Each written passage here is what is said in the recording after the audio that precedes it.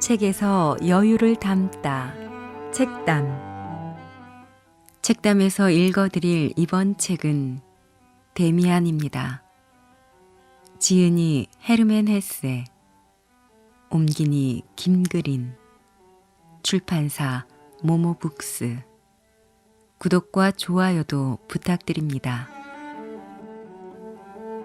두 개의 세계. 10살 되던 해, 내가 살던 작은 마을에 있는 라틴어 학교 시절의 경험으로 이야기를 시작하려고 한다. 그 시절의 여러 가지 일들이 내게 향기를 뿜으며 다가와 슬픔과 기쁨의 전율로 내 마음을 흔들어 놓았다. 어두운 골목길에 밝은 집과 교회탑, 시계 소리와 사람들의 얼굴, 아늑하고도 따사로운 느낌으로 가득 찬 방, 비밀과 유령에 대한 공포가 가득 찬 방들의 추억이다. 따뜻하고 비좁은 방, 집토끼와 하녀들의 냄새, 가정 상비약과 말린 과일의 향기도 풍겨온다. 그곳에서는 극과 극에 존재하는 서로 다른 두 영역이 얽혀 있다. 세상의 끝에서부터 나타난 밤과 낮의 영역이. 하나의 세계는 아버지의 집이었다. 그 세계는 매우 비좁아 오직 부모님 두 분만을 포함하고 있을 뿐이었다. 이 영역의 대부분은 내게 매우 친숙하다. 그것은 아버지와 어머니의 사랑과 엄격함, 모범, 교육의 세계였다. 이 세계에는 부드러운 빛, 명확함과 정결함, 그리고 따뜻하고 다정스러운 대화, 깨끗한 손, 말쑥한 옷차림, 훌륭한 예의범절이 깃들여 있었다. 이곳에서는 아침마다 찬송가를 불렀고 크리스마스를 축하했다. 이 세계에서 미래로 연결된 고든 길 위에는 의무와 책임, 양심의 가책과 참회, 관용과 선의, 사랑과 존경, 하나님의 말씀과 지혜가 함께하고 있었다. 인생을 밝고 맑게, 그리고 아름답고 안정되게 살기 위해서는 이 세계 안에 머물러야 한다. 또 하나의 다른 세계 또한 우리 집 한가운데에 자리 잡고 있었다. 그것은 매우 이질적인 세계였다. 냄새와 말씨부터 달랐고 기대와 요구도 완전히 달랐다. 두 번째의 세계에는 하녀라든가 행상들, 귀신 이야기와 추한 소문이 있었다. 그곳에는 마치 도살장이나 형무소, 술주정뱅이들과 욕지거리를 퍼붓는 여자들, 새끼벤 암소와 쓰러진 말, 강도와 살인, 자살에 대한 이야기 같은 몸서리 쳐지면서도 유혹적이고 끔찍하면서도 수수께끼 같은 이야기들이 흘러넘쳤다. 흥미롭지만 무섭고 거칠고 어둠침침한 일들이 바로 내 주위에서 옆골목이나 이웃집에 존재하고 있었다. 경찰들과 불량배들이 쫓고 쫓기며 거리를 휩쓸고 주정뱅이들은 아내를 두들겨 팼으며 밤이 되면 젊은 여인들이 공장에서 쏟아져 나오고 노파들이 사람을 홀려 아프게 만들기도 했다. 강도들이 숲속에 자리를 잡았고 방화범이 경찰에게 붙잡히기도 했다. 이처럼 또 하나의 격정적인 세계가 도처에서 넘쳐 흐르고 악취를 풍겼다. 그러나 아버지와 어머니가 계시는 우리 집만은 제외되었다. 참 다행스러운 일이었다. 여기 한쪽 영역, 우리 집의 평화와 질서, 안정, 의무와 책임, 용서와 사랑이 함께 있다는 것은 정말 놀라운 일이었다. 여러 가지의 일들, 소란스럽고도 눈부시며 음산하고도 파괴적인 일들이 가득한 세계에서 한달음에 어머니 품으로 달아날 수 있다는 게 얼마나 멋진 일인가. 무엇보다 놀라운 것은 이 두 개의 세계가 가까이 맞닿아 공존하고 있다는 사실이다.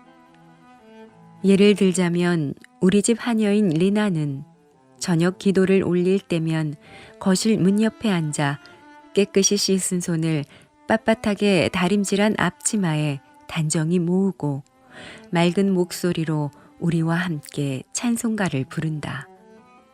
그때는 분명히 아버지와 어머니의 세계이며 우리들의 세계인 밝고 올바른 세계에 속했다. 그러나 부엌이나 장작을 쌓아둔 헛간에서 내게 머리 없는 난쟁이 이야기를 들려주거나 푸죽간에서 이웃집 여자들과 다툴 때는 전혀 다른 세계의 사람이었고 비밀에 둘러싸여 있었다. 모든 일들이 그러했으며 내 자신조차도 마찬가지였다. 확실히 나는 밝고 올바른 세계에 속해 있었으며 내 부모님의 아들이었다. 그렇지만 눈과 귀를 돌리면 그곳에는 언제나 다른 세계가 존재하고 있었다. 나는 다른 세계 속에서도 살고 있었다. 그런 사실이 내겐 낯설고 불안하고 양심의 가책이 되었지만 때론 금지된 세계에서 살고 싶다는 생각이 들었다. 그래서 밝은 세계로 돌아오는 것이 지극히 당연하고 옳은 일임에도 불구하고 무의미하고 황량한 세계로 돌아오는 것처럼 지루하게 여긴 적도 있었다. 물론 내 인생의 목표가 부모님처럼 되는 일이며 밝고 맑은 절도가 있어야 한다는 것을 잘 알고 있었지만 그곳으로의 길은 너무나 멀었다. 그곳까지 이르기 위해서는 학교를 졸업한 뒤에도 학업을 계속하고 시험을 치러야 했지만 길은 언제나 다른 캄캄한 세계의 바로 옆이나 그 한가운데를 통해 가기 때문에 그 세계에 아주 머물거나 어쩌면 그 속에 빠져버릴 가능성도 충분했다. 그러한 운명에 놓인 탕아들의 이야기를 나는 열심히 읽었다. 탕아들의 이야기에서는 아버지와 선의 품으로 돌아가는 것은 언제나 구원이었으며 현명한 일이라는 점을 강조하고 있었다. 그렇게 하는 것만이 올바르고 선하며 바람직한 일이라고 나는 믿고 있었다.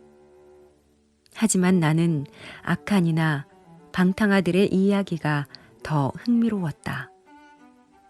솔직히 말하자면 방탕아가 참회하고 다시금 선의 품으로 돌아온다는 결과가 불만스러울 지경이었다. 물론 그런 생각을 입 밖에 낸 적은 없었고 될 수 있으면 생각하지 않으려고 노력했다. 어찌되었든 그런 생각들은 단지 공상으로나 있을 수 있는 일이며 마음의 맨 밑바닥에 존재하고 있을 뿐이었다. 악마를 상상할 때도 그것이 본래의 모습을 숨긴 채 변장하고 길거리나 시장통, 술집 따위에 있으리라고 생각했을 뿐 결코 우리 집은 아니었다. 나의 누나들도 마찬가지로 밝은 세계에 속했다.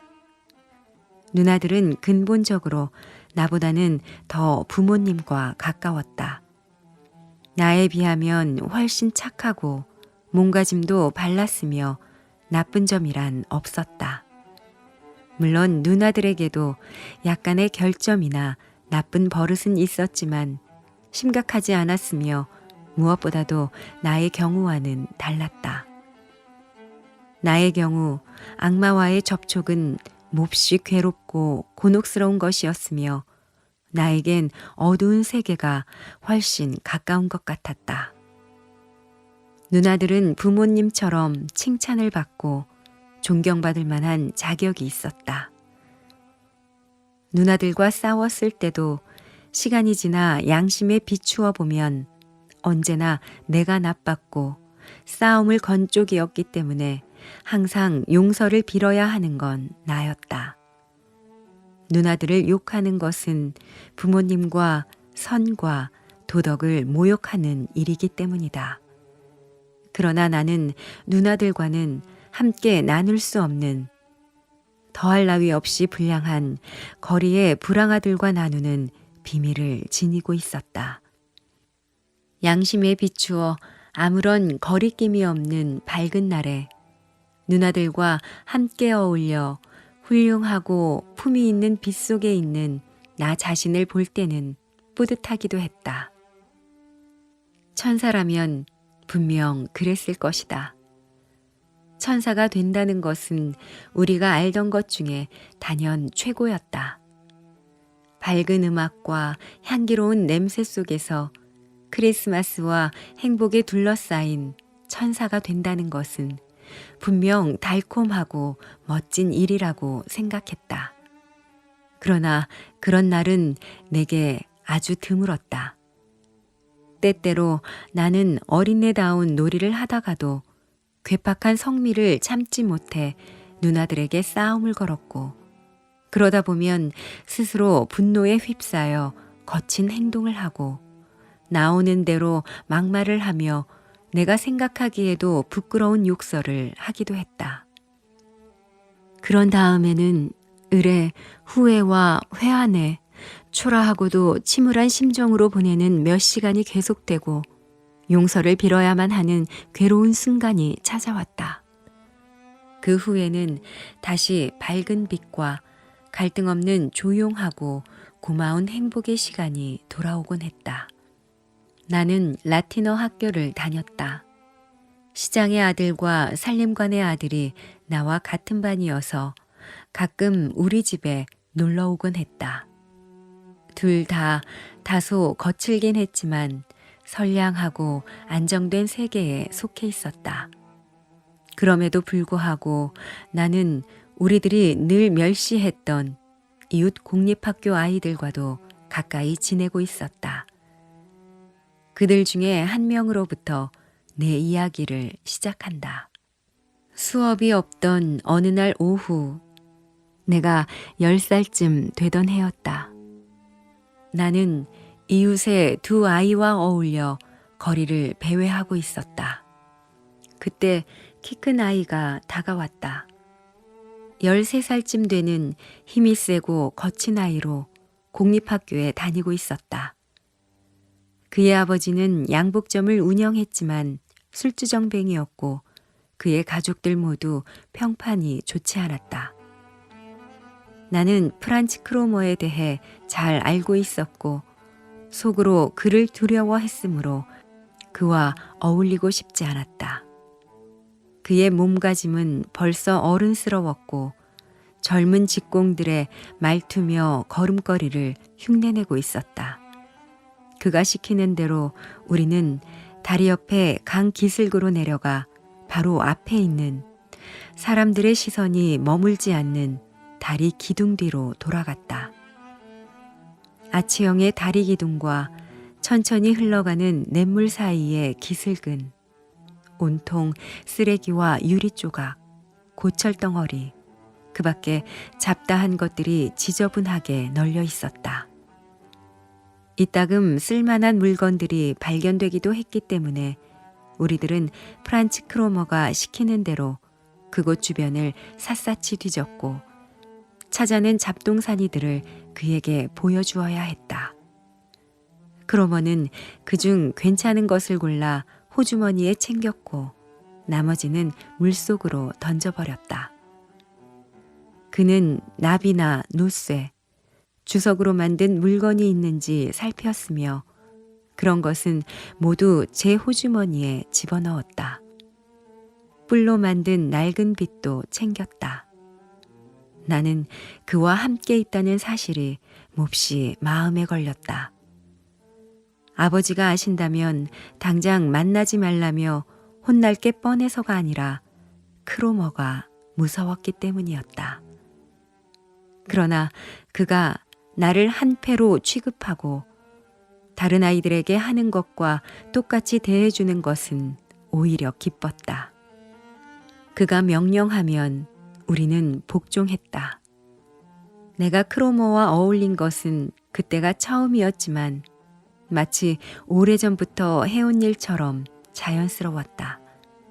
마침내 우리들은 땅바닥에 앉아 휴식을 취했다. 크로머는 강물에 침을 뱉었다.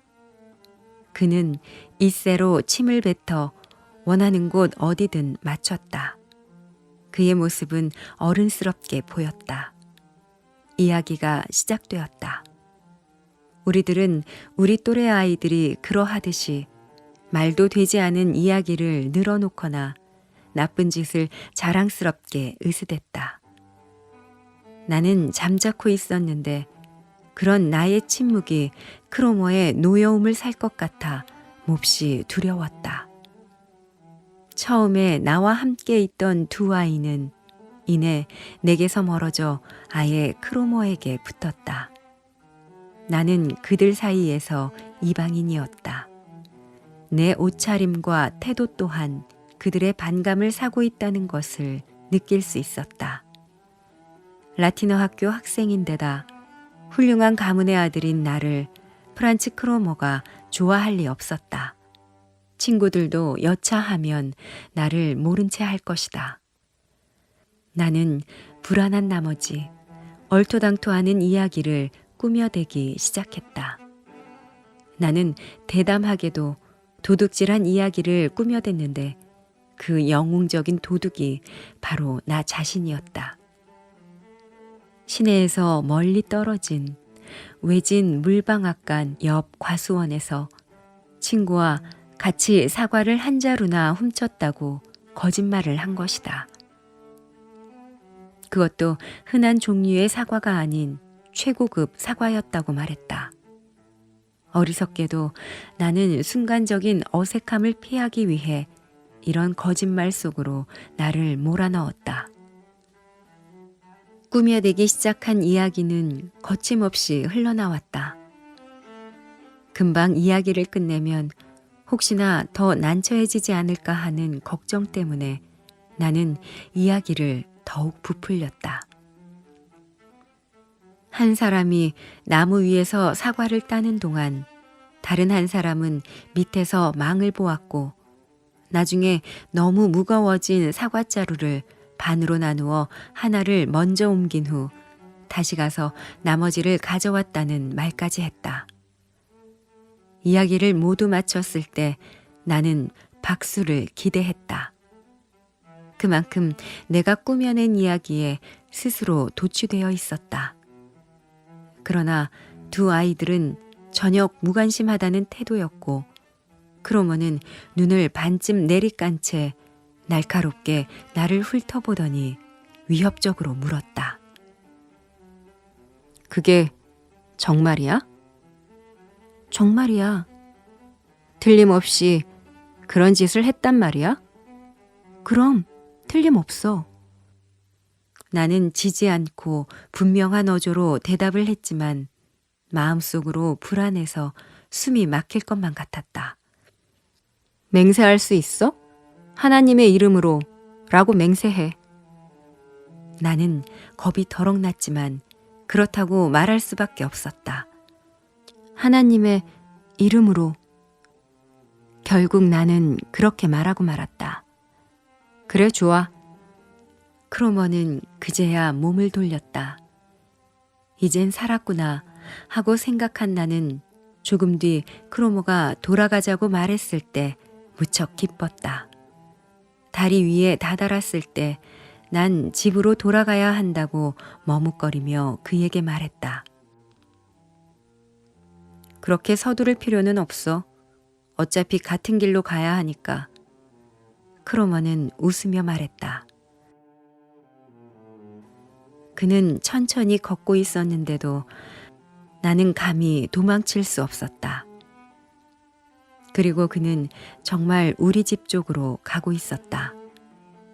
이윽고 우리 집 대문과 육중한 쇠 손잡이, 햇빛에 반사되어 반짝이는 창문과 어머니 방의 커튼이 보이는 곳에 이르렀을 때 나는 깊은 안도의 숨을 내쉬었다. 아, 드디어 집으로 돌아왔구나. 밝고 평화가 있는 집으로 돌아올 수 있다는 것은 얼마나 즐겁고 고마운 일인가. 내가 문을 열고 재빨리 안으로 뛰어들어가 문을 닫으려고 했을 때 크로모가 나를 쫓아와 문을 밀치며 들어왔다. 앞마당 쪽으로만 햇빛이 들어오는 서늘하고 어두운 타일 복도에서 크로모는 내 옆으로 바짝 다가서서 팔을 붙잡고 낮은 목소리로 말했다. 그렇게 서두를 필요가 없다고 했잖아. 나는 깜짝 놀라 그의 얼굴을 바라보았다. 내 팔을 잡고 있는 그의 손이 마치 무쇠처럼 단단하게 느껴졌다. 그는 대체 왜 이러는 것일까? 나를 괴롭히려는 것일까? 하는 생각에 금세 불안해졌다. 만약 지금 소리를 지른다면 누군가 달려나와 나를 구해줄 수 있을까? 그러나 나는 그렇게 하지 않았다. 왜 이래? 뭘 어쩌겠다는 거야? 내가 먼저 물었다. 아니야. 잠깐 너에게 무얼 좀 물어보려는 것뿐이야. 굳이 다른 아이들이 들을 필요는 없는 일이니까. 그래? 대체 무슨 이야기를 더 하라는 거야? 난 들어가야 해. 알겠어? 넌 알고 있겠지? 방앗간 옆 과수원이 누구네 땅인지. 크로머는 나직한 목소리로 말했다. 아니, 몰라. 난 그저 방앗간집 땅이라고 생각했어. 크로모가 한쪽 팔로 내 몸을 휘감아 바짝 끌어당겼기 때문에 바로 코앞에서 그의 얼굴을 들여다보게 되었다. 그의 얼굴에는 사악하고 심술궂은 기운이 넘쳐 흘렀다. 그래? 그럼 그 과수원이 누구네 것인지 가르쳐 줄게. 사과를 도둑맞고 있다는 건 오래전부터 알던 사실이야. 과수원 주인이 사과를 훔친 놈을 신고하면 이마르크를 주겠다고 한 것도 알고 있어. 뭐라고? 맙소사. 나는 신음을 내뱉었다. 너 설마 주인에게 일러 바치지는 않겠지? 그의 양심에 호소한다 해도 소용없는 일이라는 걸 난 확실히 느꼈다. 그는 다른 세계의 인간이었으며 그에게 있어 배신 따위는 결코 죄책감을 느낄 만한 일이 아니었다. 이런 일에 있어서 다른 세계의 사람들은 우리들과는 근본적으로 달랐으니까. 일러 바치지 말라고? 크로모는 가소롭다는 듯이 픽 웃었다. 이봐, 넌 내가 돈 찍는 공장이라도 가진 줄 알아? 난 가난뱅이야. 너처럼 돈 많은 아버지를 둔 것도 아닌데 내가 왜 이마르크를 벌 수 있는 기회를 놓치겠니?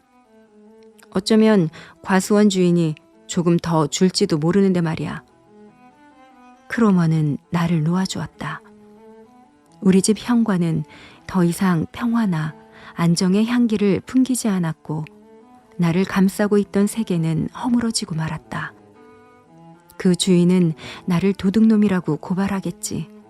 사람들은 이 일을 아버지에게 말할 것이고 어쩌면 경찰이 날 잡으려 할지도 모르는 일이었다.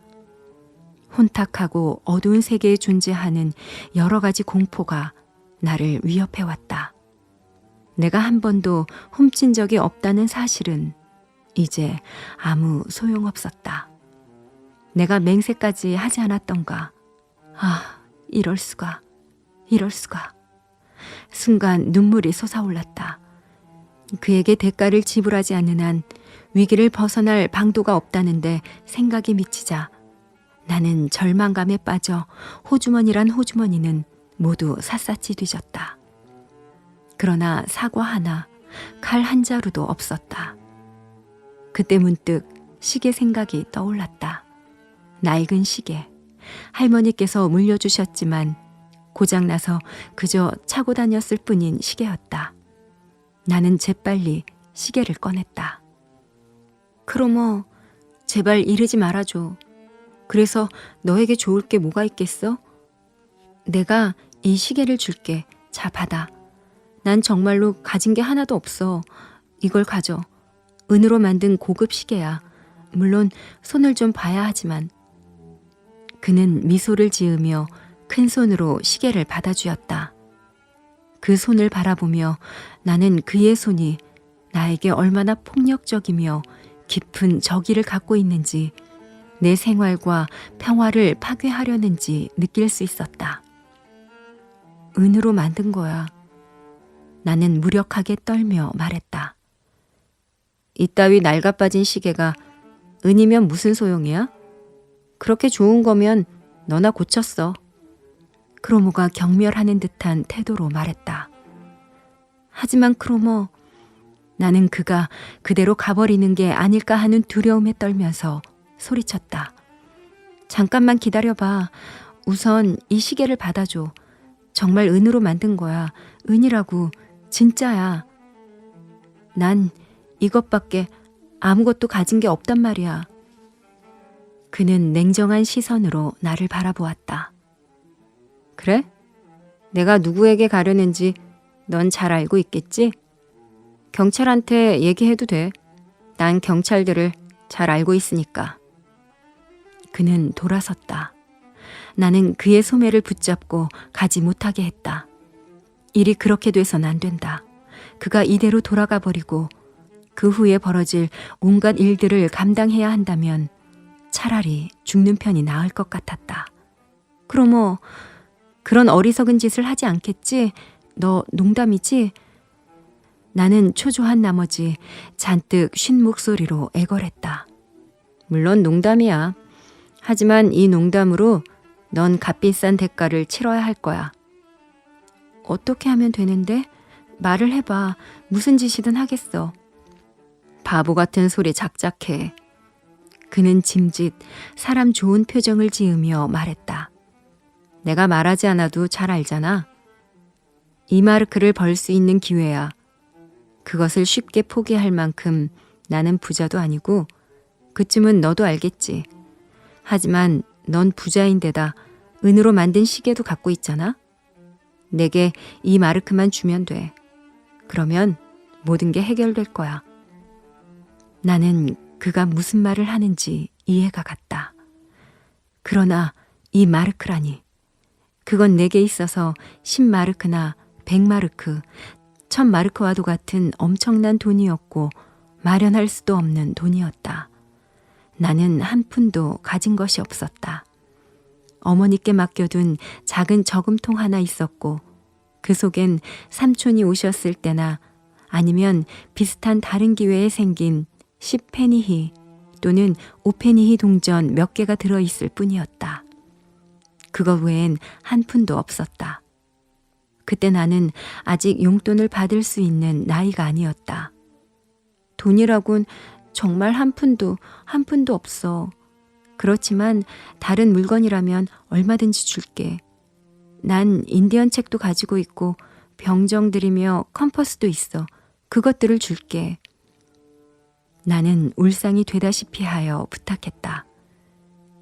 크로머는 대담해 보이는 입술을 심술궂게 시글거리더니 땅바닥에 침을 퇴 뱉었다. 웃기지 마. 그따위 쓰레기는 너나 가져. 컴퍼스라고? 더 이상 날 화나게 만들지 말고 돈을 가져와. 돈을. 그는 명령조로 말했다. 하지만 정말 아무것도 가진 게 없는 걸? 돈을 구할 방법이 없어. 정말 방법이 없단 말이야. 내일까지 여유를 줄게. 내일 이마르크를 가져와. 수업이 끝난 뒤에 저 아래 시장에서 기다리고 있을게. 그러면 돼. 만약 돈을 가지고 오지 않는다면 그땐 정말 큰일 날 줄 알아? 하지만 어디서 그런 큰 돈을 구하란 말이야. 정말 어떻게도 안 되면 어쩌지? 돈은 너희 집에 얼마든지 있잖아. 그 다음은 네가 알아서 할 일이야. 그럼 내일 학교 수업이 끝난 후에 보자. 알았지? 다시 한번 말하지만 가져오지 않는 날엔 어떻게 되는지 꼭 기억해둬. 그는 무서운 눈초리로 나를 쏘아보았다. 그러더니 침을 한번 뱉고는 눈 깜짝할 사이에 사라졌다. 나는 집 안으로 들어갈 수가 없었다. 나의 생활은 산산조각이 나버렸다. 어디론가 도망쳐서 영영 돌아오지 말까? 아니면 물에라도 빠져 죽어버릴까? 그러나 그런 생각이 확실한 형체를 갖고 떠오른 것은 아니었다. 나는 어두운 현관 맨 위층 계단에 웅크리고 앉아 불행에 몸을 내맡기고 있었다. 리나가 장작을 가지러 가려고 광주리를 들고 내려오다가 계단에 앉아 훌쩍거리고 있는 나를 발견했다. 나는 그녀에게 식구들에게는 아무 말도 하지 말라고 당부한 뒤 방으로 들어갔다. 유리문 옆에 옷걸이에 아버지의 모자와 어머니의 양산이 걸려 있었다. 우리 집의 분위기와 사랑이 이런 사소한 물건들로부터 물밀듯 밀려왔다. 세상의 모든 것으로부터 버림받은 자식이 그리운 고향집의 방을 보고 그 냄새를 맡고 감사하는 마음을 갖듯 내 마음도 그랬다. 그러나 이제 이러한 것들은 나의 것이 아니었다. 그것은 단지 아버지와 어머니만의 밝은 세계였으며 나는 죄를 짓고 낯선 심연 속에 깊숙이 가라앉아 모험과 죄악의 몸을 맡기고 위협과 불안과 치욕이라는 적에게 협박받았다. 모자와 양산, 오래된 자갈이 깔린 고급 현관 바닥, 가구 위에 걸린 커다란 그림, 거실에서 들려오는 누나들의 목소리, 이 모든 것들이 그 어느 때보다도 훨씬 더 정겹고 부드럽고 소중하게 여겨졌다. 하지만 그런 것들은 이미 더 이상 내게 위안이 되지 못했으며 내 소유도 아니었으며 오로지 엄한 질책일 뿐이었다. 나는 그 밝고 고요한 세계 속에 속할 수 없었다. 나는 깔개 위에 지워지지 않는 자국을 남긴 더러운 발을 하고 있었고 정체를 알 수 없는 이상한 그림자를 우리 집안으로 끌어들였다. 지금까지 수많은 비밀과 불안을 품어왔지만 오늘 내가 가져온 것에 비하면 모두가 어린애 장난이며 웃음거리에 지나지 않았다. 운명이 두 손을 뻗어 나를 쫓아왔고 이것으로부터는 어머니도 나를 구해낼 수 없었다. 어머니에게는 알려서도 안 되는 일이었다. 지금 나의 죄가 도둑질이든 거짓말이든 간에 모두 마찬가지였다. 나는 하나님의 이름으로 거짓 맹세를 하지 않았던가. 나의 죄는 이도저도 아닌 악마에게 손을 내밀었다는 사실이었다. 왜 나는 그를 따라갔던가. 왜 나는 아버지에게 복종했던 것보다 더 순순히 크로모에게 복종했던가. 무엇 때문에 그따위 도둑질 이야기를 꾸며댔던가. 그런 짓이 진정 영웅적일 수 있다고 믿었던 것일까.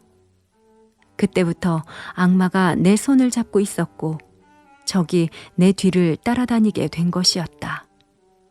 잠시 동안 나는 내일 당장 닥칠 공포보다는 내 앞날이 이 순간부터 점차 내리막길이 되어 마침내는 암흑에 이를 것이라는 섬뜩한 두려움으로 몸을 떨었다. 이 실수로 인해 또다시 새로운 잘못을 저지르게 될 것이고 누나들과 다정히 지내는 일이며 부모님께 드리는 인사와 입맞춤도 모두 위선이 될 것이며 그들에게 숨길 수밖에 없는 운명과 비밀을 갖게 되었다는 것을 느꼈다. 아버지의 모자를 보았을 때 순간적으로 알 수 없는 믿음과 희망이 내 마음을 스쳤다. 아버지께 모든 것을 말씀드리고 아버지의 처분에 따라 벌을 받게 되면 그렇게 해서 아버지가 내 편이 될 수만 있다면 구원받을 수 있지 않을까. 그러나 고백하는 순간 지금껏 그래왔듯이 참회와 괴롭고 가슴 아픈 시간을 버텨야 한다. 이런 생각은 얼마나 달콤한 위로처럼 느껴졌던가. 얼마나 아름다운 유혹이었던가. 그러나 모두 부질없는 생각이었다. 나는 내가 그렇게 하지 않으리라는 것을 잘 알고 있었다. 분명한 것은 내가 비밀로 간직해야만 하는, 오직 나 혼자 감당해야 할 죄를 지었다는 사실이다. 어쩌면 나는 지금 갈림길에 서 있을지도 모른다. 그리고 이 순간부터 영원히 사악한 길로 빠져들어 악당들과 비밀을 나누며 그들에게 종속되어 복종하고 그들과 똑같은 존재가 되어야 할지도 모른다. 어른인 척, 영웅인 척하며 벌인 일의 대가를 견뎌야만 한다. 방으로 들어섰을 때 아버지께서 내 젖은 신발을 지적하며 혼내신 것은 차라리 다행이었다. 아버지의 주의가 다른 곳으로 돌려짐으로써 더 나쁜 사태를 깨닫지 못하셨고, 나는 그저 아버지의 꾸중을 묵묵히 감수하면서 남몰래 다른 일에 그것을 연관시켜버렸다. 그러다 보니 새롭고 묘한 감정이 마음속에 일어났다. 바로 날카로운 반항심이었다. 나는 아버지에 대해 우월감을 느꼈다. 아무것도 눈치채지 못한 아버지가 내 젖은 신발을 나무라는 잔소리는 아주 경멸스럽게 생각되었다.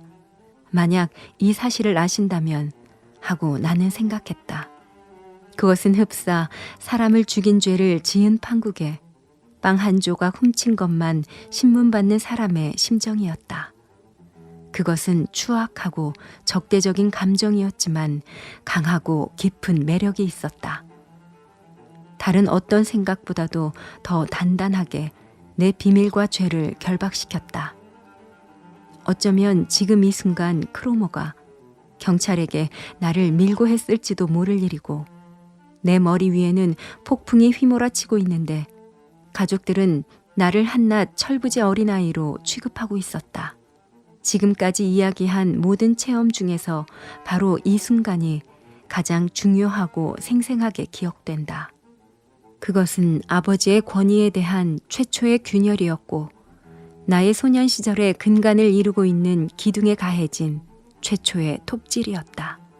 그 기둥은 모든 사람들이 각자 자기 자신이 되기 위해 스스로 무너뜨려야 하는 것이었다. 우리들의 운명은 누구도 느끼지 못한 이런 체험으로부터 선이 그어진다. 톱질이나 균열의 흔적은 다시 아물고 치유되기도 하지만 암실 같은 마음속 가장 깊은 곳에 피 흘리며 살아가게 된다. 나 자신은 이러한 전율할 만한 감정에 두려움을 느껴 당장이라도 아버지 앞에 엎드려 발에 입맞추며 용서를 빌고 싶었다. 그러나 용서를 빈다고 해서 근본적인 문제가 해결되지 않는다. 이런 것은 아무리 어린아이일지라도 어떤 현자 못지않게 잘 이해할 수 있다.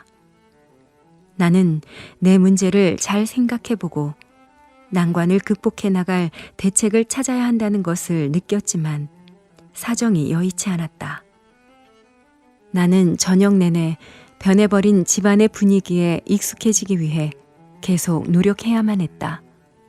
벽시계와 책장, 성경책과 거울, 책꽂이와 벽에 걸린 그림들이 나에게 작별을 고했고, 나는 나의 착하고 행복한 생활이 모두 과거의 것이 되어버린 양 내게서 멀어져 가는 것을 괴로운 마음으로 바라보고 있을 뿐이었다. 이젠 내 자신이 스스로가 어둡고 낯선 세계, 내가 이전에 겪어보지 못했던 미지의 세계 한가운데에 새로운 흡입력을 가진 뿌리를 내리고 서 있는 느낌이었다. 처음으로 나는 죽음이라는 것을 맛보았고 그 맛은 쓰디썼다. 죽음은 새로운 생명의 탄생이며 놀라운 변화에 대한 불안과 공포이기 때문이었다. 마침내 잠자리에 들게 되었을 때 나는 기뻤다. 잠자리에 들기 전에 올렸던 저녁 기도는 최후의 죄를 사하는 지옥불처럼 내 위로 쏟아졌다. 가족들은 내가 가장 좋아하는 찬송가를 불렀다. 나는 차마 함께 부를 수 없었다. 곡조 하나하나가 나에게는 쓰디쓴 담즙이며 독이었다. 아버지가 축도를 올리실 때도 나는 함께 기도를 올릴 수 없었고, 아버지가 마침내 우리와 함께 하옵시기를 하고 기도를 마쳤을 때는 심한 마음의 동요가 나를 가족으로부터 갈라놓았다. 춥고 지친 채 나는 그 자리를 떠났다. 침대에 누워있는 동안 따스함과 안도감이 나를 부드럽게 감쌌지만 내 마음은 여전히 불안과 두려움에 휩싸여 지나간 일에 대해 생각하고 있었다. 평상시와 다름없이 잘 자라는 밤인사 후 사라지는 어머니의 발자국 소리는 아직 방 안에 남아 있었고, 어머니가 든 촛불의 희미한 빛은 아직도 문틈을 비집고 들어오고 있었다. 어쩌면 어머니께서는 다시 한번 내게 와주실지 모른다고 생각했다. 어머니는 무언가 느끼셨을 것이다. 어머니는 나에게 다정하게 입맞춰 주시고 다정하고도 희망이 담긴 목소리로 물으시겠지. 그럼 나는 울음을 터뜨릴 것이고 목구멍에 걸려있는 돌덩이가 녹아 흘러내릴 것이다. 어머니의 품에 안겨 나는 용서를 빌리라. 그러면 만사가 해결되고 나는 구원될 것이다. 문틈으로 비쳐들던 촛불의 빛이 다 사라져버린 후에도 나는 여전히 귀를 기울였다. 그렇게 되어야만 한다고 간절히 원했다. 다음 순간 나는 다시 낮의 사건을 떠올렸고 적의 얼굴을 정면으로 바라보았다. 크로모의 얼굴이 뚜렷이 보였다. 그는 한쪽 눈을 가늘게 뜬 채 입술에는 야비한 웃음을 띠고 있었다. 그를 바라보면 바라볼수록 도저히 헤어날 수 없다는 절망감이 커져왔다. 크로모의 얼굴은 더 크고 추악하게 변해 내가 잠이 들 때까지 바로 내 옆에 있었다. 그러나 그날 밤 내가 꾼 꿈은 크로모나 오늘의 사건이 아니라 부모님과 누나들과 함께 배를 타는 것이었다. 우리들은 휴일의 평화와 환희에 둘러싸여 있었다. 한밤중에 언뜻 잠이 깨었을 때조차도 그 행복의 뒷맛이 느껴졌다.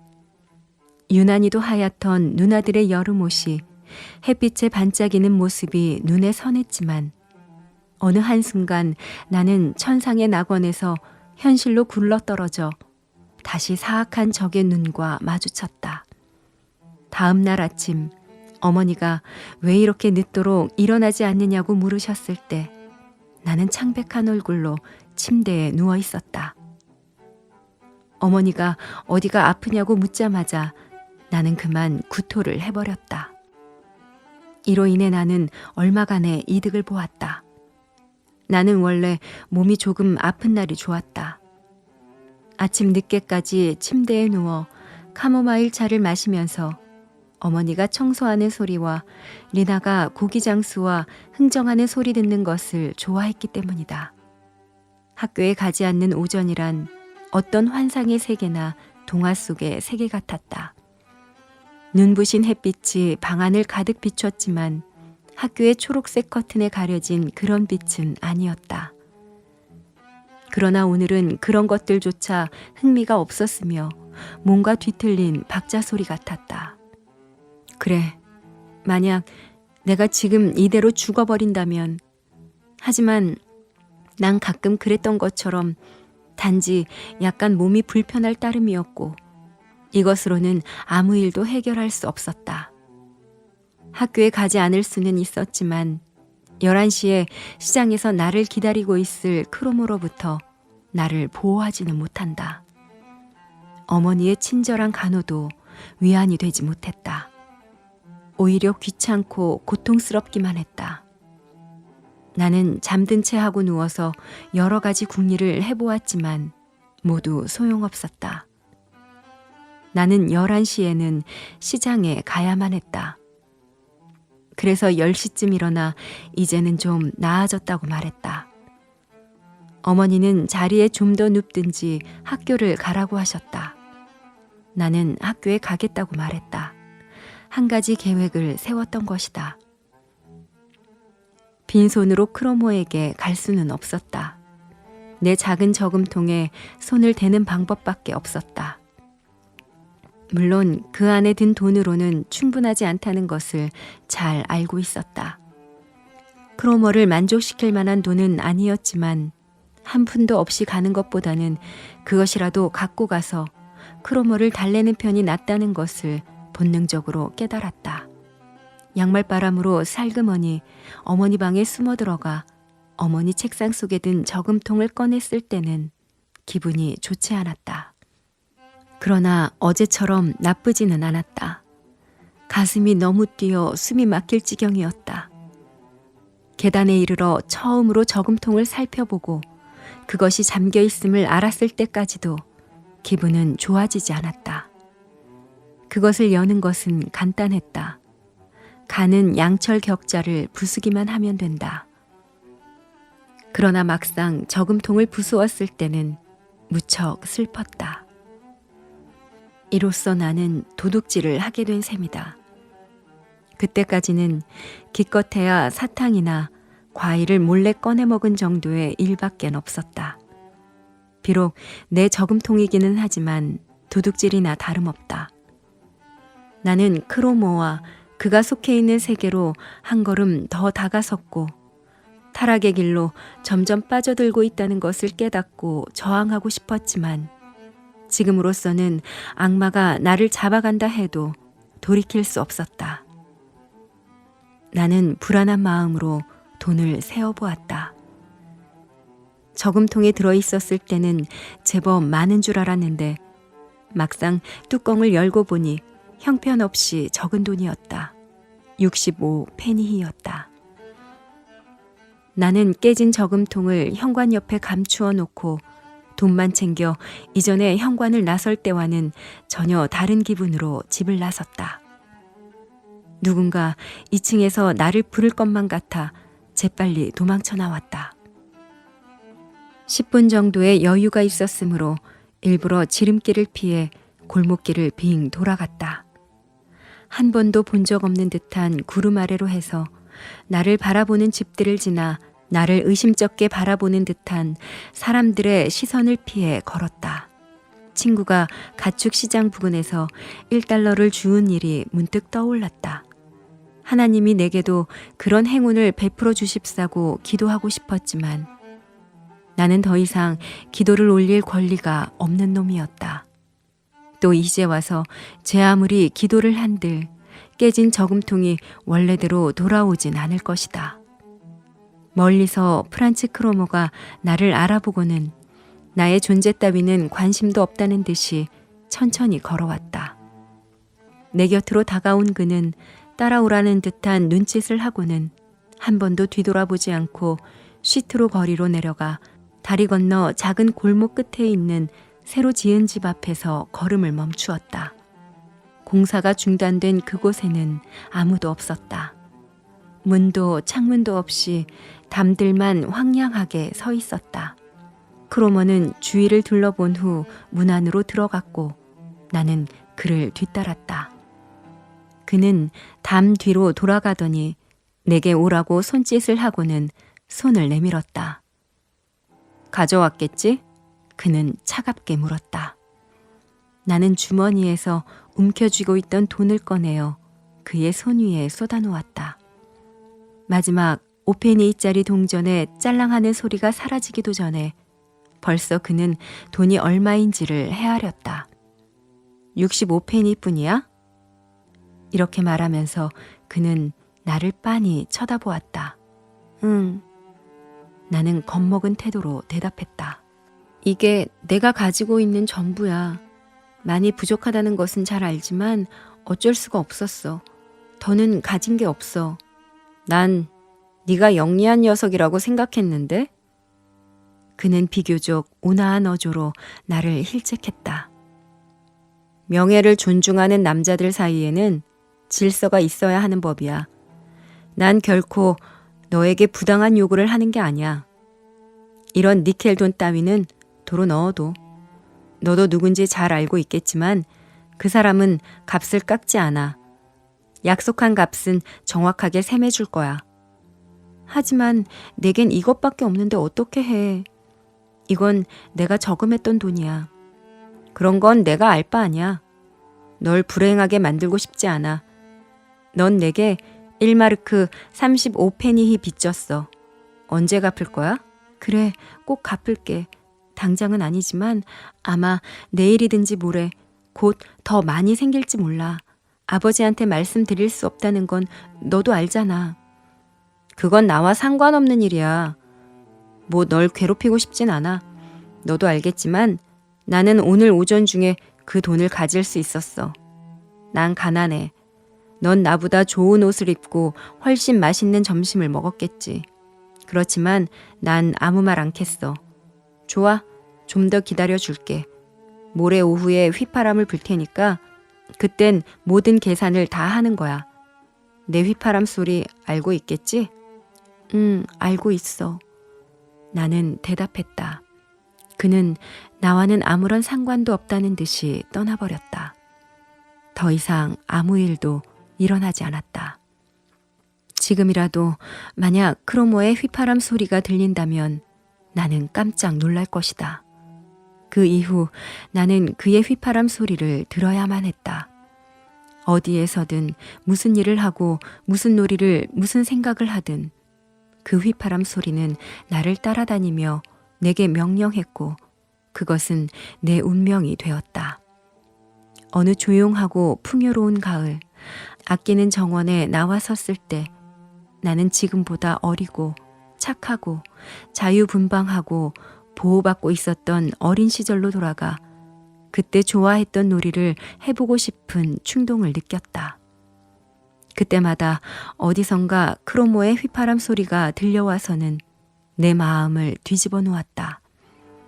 그 휘파람 소리 때문에 내 어린 시절의 추억은 산산이 파괴되어 깨져버렸다.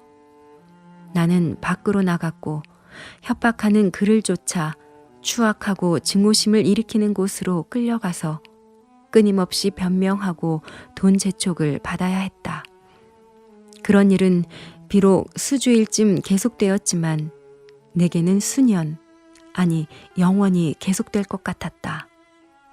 가끔은 5페니히나 10페니히를 가져갔는데 그것은 리나가 요리대 위에 올려둔 시장 바구니에서 훔친 돈이었다. 그때마다 나는 크로모에게 욕을 먹고 멸시를 당했다.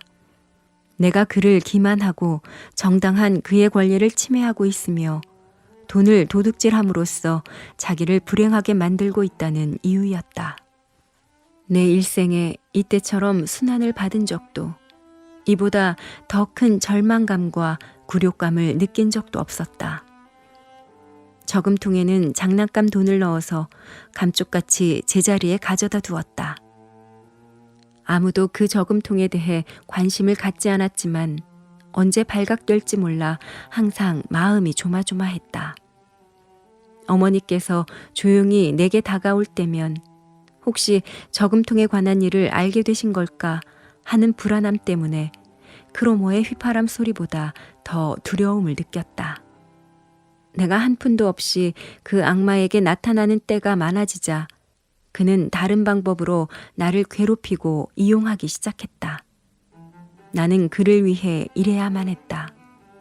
그는 나에게 그를 대신해서 그의 아버지 심부름을 하거나 10분 동안 외발 뛰기, 지나가는 사람의 겉옷에 종이 조각 붙이기 등을 명령했다. 나는 꿈에서도 이런 고통을 당하거나 악마에게 쫓겨 가위에 눌린 채 식은땀을 흘려야만 했다. 결국 나는 병이 났다. 자주 구토를 하고 곧잘 오한에 떨었으며 밤엔 열이 오르고 식은땀을 흘렸다. 어머니께서는 뭔가 잘못됐다는 것을 알고는 내게 온갖 관심을 쏟으셨지만 그것이 나를 더욱 고통스럽게 했다. 어느 날 저녁 내가 일찍 잠자리에 누웠을 때 어머니께서 초콜릿 하나를 주셨다. 어릴 적부터 어머니는 내가 착하고 얌전하게 잘 지내면 잠이 잘 오도록 이런 것을 상으로 주시곤 했다. 그때도 어머니가 내게 초콜릿 한 조각을 내미셨다. 나는 단지 머리를 흔들 수밖에 없었다. 너무나 가슴 아팠다. 어머니는 어디가 아프냐고 물으며 내 머리를 쓰다듬어 주셨다. 아냐, 아냐. 아무것도 먹기 싫어. 나는 이렇게 고함칠 수밖에 없었다. 어머니는 초콜릿을 내 머리맡에 놓고는 조용히 나가셨다. 이튿날 어머니가 어젯밤의 일에 대해 물으셨을 때 나는 아무것도 기억하지 못하는 것처럼 행동했다. 의사의 진찰을 받기도 했는데 그는 아침에 냉수욕을 하라는 처방을 내렸다.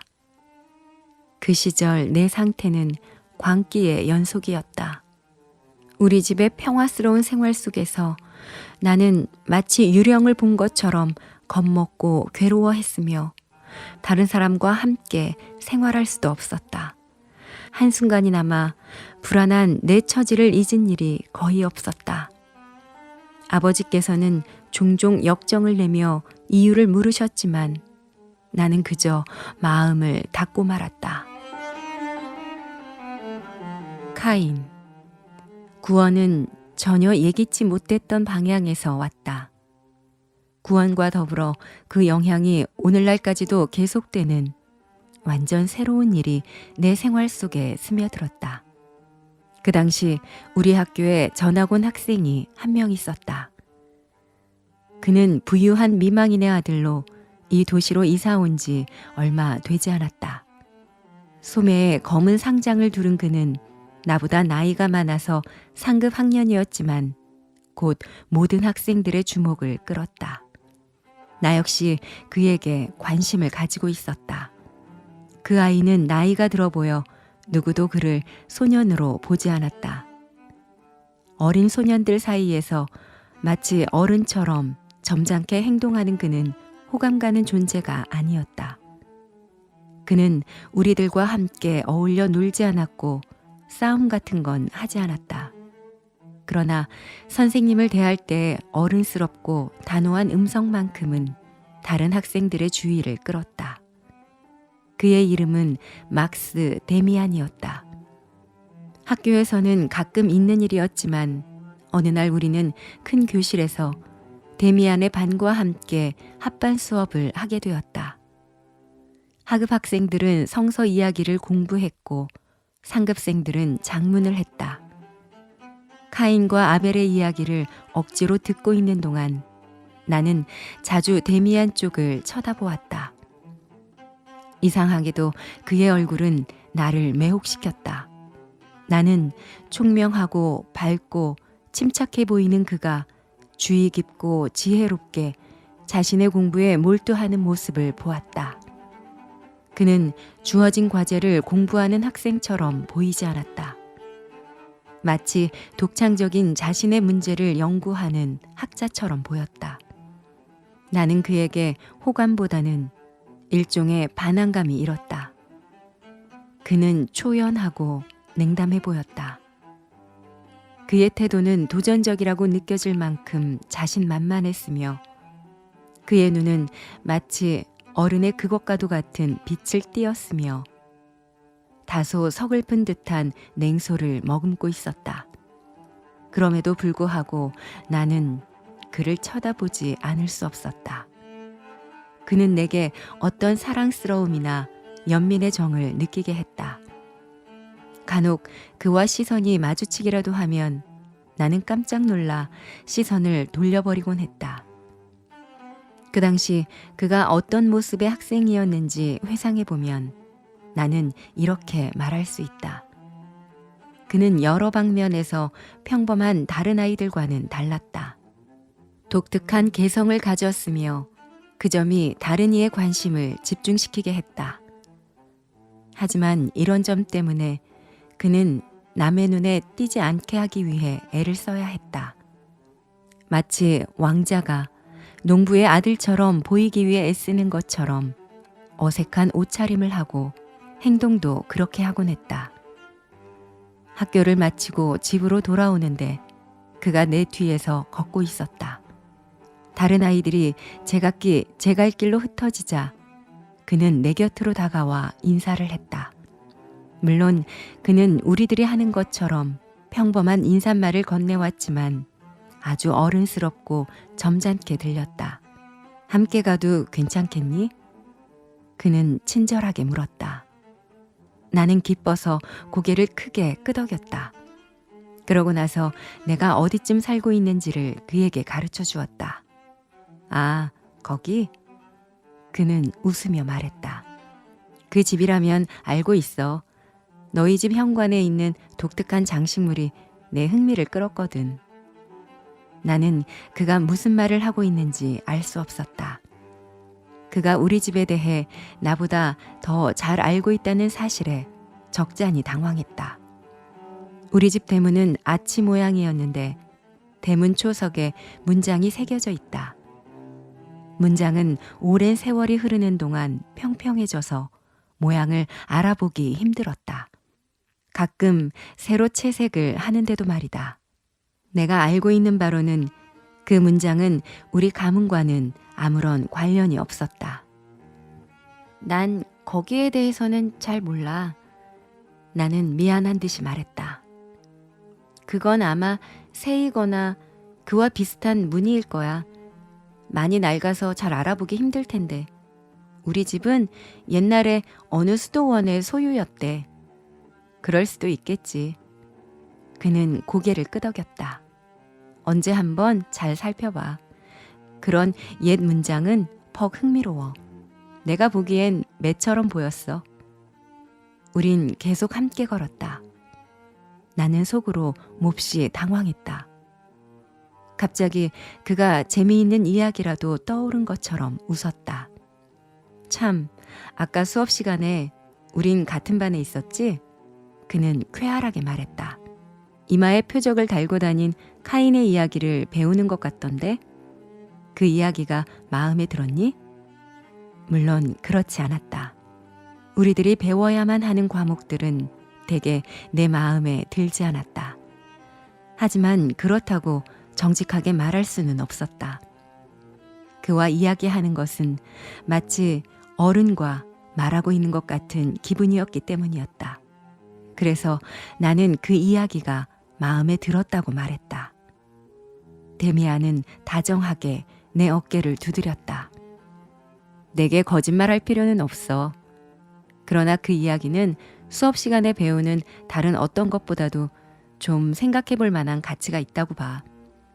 선생님은 그 이야기에 대해 별로 자세히 언급하지 않고 그저 신이나 죄 같은 통속적인 이야기밖에 안 하셨으니까. 하지만 난 이렇게 생각해. 그는 말을 중단한 채 웃음을 띤 얼굴로 나를 보며 말했다. 그런데 내 이야기가 재밌니? 그는 계속해서 말했다. 난 이렇게 생각해. 카인의 이야기는 완전히 다르게 해석될 수 있다고 말이야. 우리들이 배우는 것의 대개가 어떤 면에서는 확실히 진실이고 정당하지만 이 모든 것을 선생님들이 말씀하시는 것과는 다른 관점에서 볼 수도 있어. 대개는 다른 면에서 볼 때 더 나은 의미를 갖게 되지. 카인의 이야기를 예로 들자면 말이지. 그의 이마 위 표적에 대해서도 우린 선생님의 설명만으로는 납득할 수 없는 점이 많거든. 그렇게 생각하지 않니? 싸우다가 형제를 죽이는 일은 사실 있을 수 있는 일이잖아. 그러고 나서 불안해하고 소심하게 변해버린다는 것도 가능해. 그렇지만 그가 자신의 비겁함 때문에 자신을 보호하고 다른 사람을 겁주기 위해 특별한 훈장까지 일부러 달았다면 그건 좀 우습지 않아? 맞아, 그건 그래. 나는 흥미를 느끼기 시작했다. 그 문제가 나를 매혹시켰던 것이다. 그런데 그 이야기를 어떻게 다르게 생각해 본다는 거지? 그는 내 어깨를 쳤다. 아주 간단해. 여기서 문제가 되고 이야기의 주제가 되는 것은 바로 표적이야. 생각해봐. 다른 사람들에게 두려움을 안겨주는 그 무엇인가를 가진 사람이 있다고 치자. 어느 누구도 감히 그를 건드릴 사람이 없고 그의 자식들도 그와 마찬가지로 남에게 깊은 인상을 주었단 말이야. 추측이 아니라 그들의 이마에 무슨 우편물의 소인 같은 표적이 있었던 것은 아닌 게 확실해. 세상에는 그런 일이 흔하지 않으니까. 말로 표현하기 힘들지만 무언지 경외심을 일으키는 것이 그들에게 있고 평범한 사람들과 달리 좀 엄격하고 지혜로워 보이면서도 대담한 그 무엇인가를 그들의 눈빛에서 느낄 수 있었을 거야. 이 사람은 강한 힘을 가지고 있었고 다른 사람들은 그것이 두려웠던 거야. 그래서 그는 표적을 지니게 된 거지. 사람들은 그것을 각자 자기들의 방식으로 설명하는 거야. 사람들은 언제나 자기에게 유리하고 자기를 정당화시킬 수 있는 것을 바라지. 사람들은 카인의 후예들이 두려웠던 거야. 그래서 이 표적을 훈장으로 해석하지 않았을 뿐 아니라 반대로 아주 불미스럽다고 해석하고 그 표적을 지닌 사람을 두려워했어. 또 사실 그러하기도 했겠지. 용기와 개성을 가진 사람은 평범한 이들에게 두려운 존재니까. 두려움을 모르는 강한 종족이 자기들 주위에 살고 있다는 것은 매우 견디기 힘든 일이었을 거야. 그래서 사람들은 그 강한 종족에게 일종의 보복을 가한 거야. 그들이 받는 공포심에 대한 보상을 받기 위해 하나의 별명과 전설을 만들어서 붙였던 거지. 내 말 이해하겠니? 응. 그건 다시 말하면 카인이 사실은 전혀 악한 사람이 아니었다는 말이지? 성서에 나오는 이야기가 모두 사실이 아니란 말이지?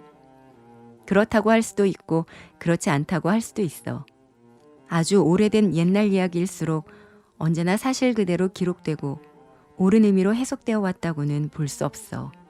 간단히 말해서 난 카인이 뛰어난 사람이었다고 생각해.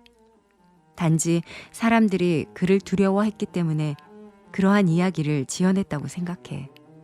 이런 이야기는 사람들이 단순하게 짓거려대는 허무맹랑한 소문에 불과한 거야. 그렇지만 카인과 그의 자식들이 일종의 표적을 갖고 있었고 대부분의 다른 사람들과는 전혀 달랐던 것만은 전적으로 옳다고 생각해. 나는 대단히 놀랐다. 그럼 동생을 죽였다는 것은? 나는 충격을 받아 이렇게 물어보았다. 물론 사실이야. 분명히 그건 사실일 거야. 강한 자가 약한 자를 죽인 거야. 그들이 정말 형제였는지는 의심의 여지가 있긴 하지만 그건 그렇게 중요하지 않아. 결국 사람들은 모두가 형제이니까. 따라서 강한 자가 약한 자를 죽인 것에 불과한 거야. 그것은 무척 영웅적인 행동이었을 수도 있고 또 그렇지 않았을 수도 있어. 어쨌든 약한 자들은 두려움을 느꼈던 거야.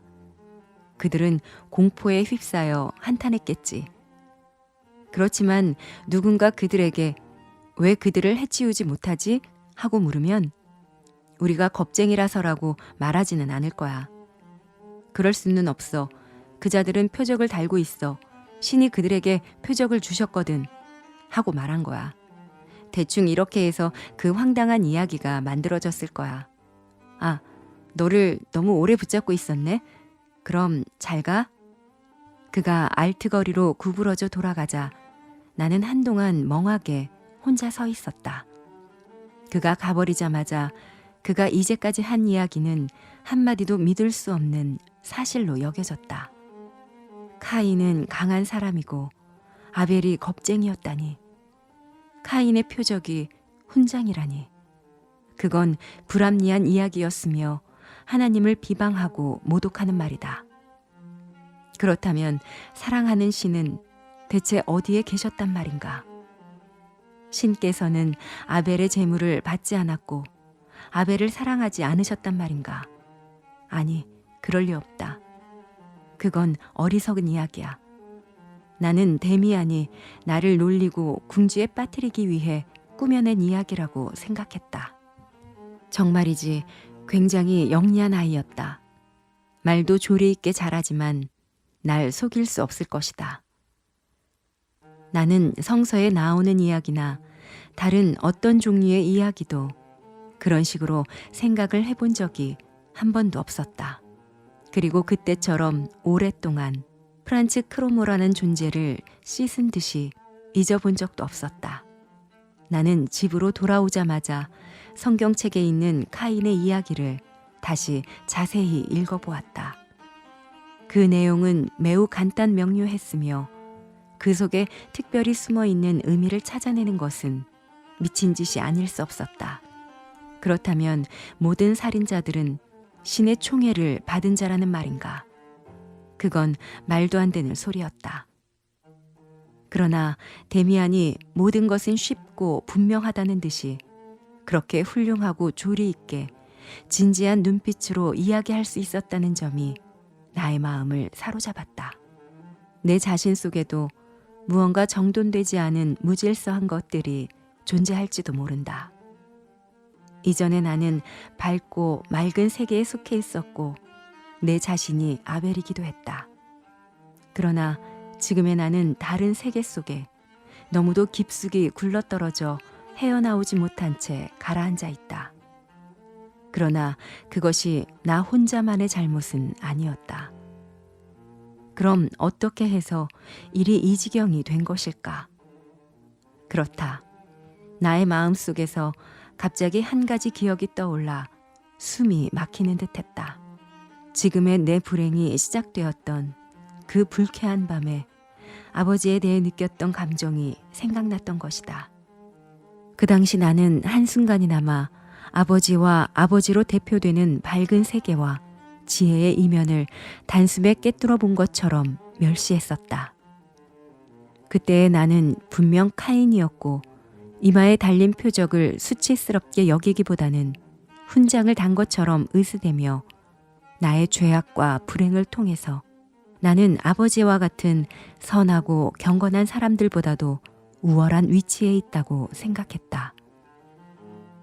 그 당시 경험이 어떤 분명한 사상의 체계를 갖추지는 않았지만 이 모든 것이 그 속에 포함되어 있었고 그것으로 인해 지극히 불행한 상태에서도 엉뚱한 긍지와 오만으로 가득 찰 수 있었다. 그런데 데미안은 강자와 약자에 대해 왜 그런 이상한 방향에서 이야기를 해주었을까? 카인의 표적에 관한 해석만도 그랬다. 어른스럽게 빛나던 그의 눈빛은 어떠했는가? 그러자 이런 생각이 내 머리를 어렴풋이 스쳐갔다. 데미안 자신이야말로 일종의 카인이 아닐까? 만일 그가 자신을 카인의 일족으로 생각하지 않는다면 왜 그는 카인을 옹호하는 것일까? 어떻게 그의 눈빛에 그런 힘이 담겨 있을 수 있을까? 경건하고 신의 뜻에 부합되는 다른 사람들에 대해서 그는 왜 그렇게 비웃듯이 말하는 것일까? 나는 이 생각을 결론 지을 수가 없었다. 샘물에 돌멩이 하나를 던졌는데 그 샘은 바로 나의 어린 영혼이었다.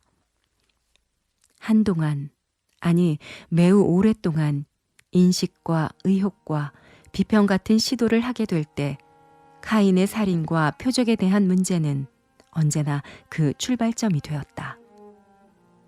다른 학생들도 나와 마찬가지로 데미안에게 흥미를 갖고 있다는 사실을 곧 알게 되었다.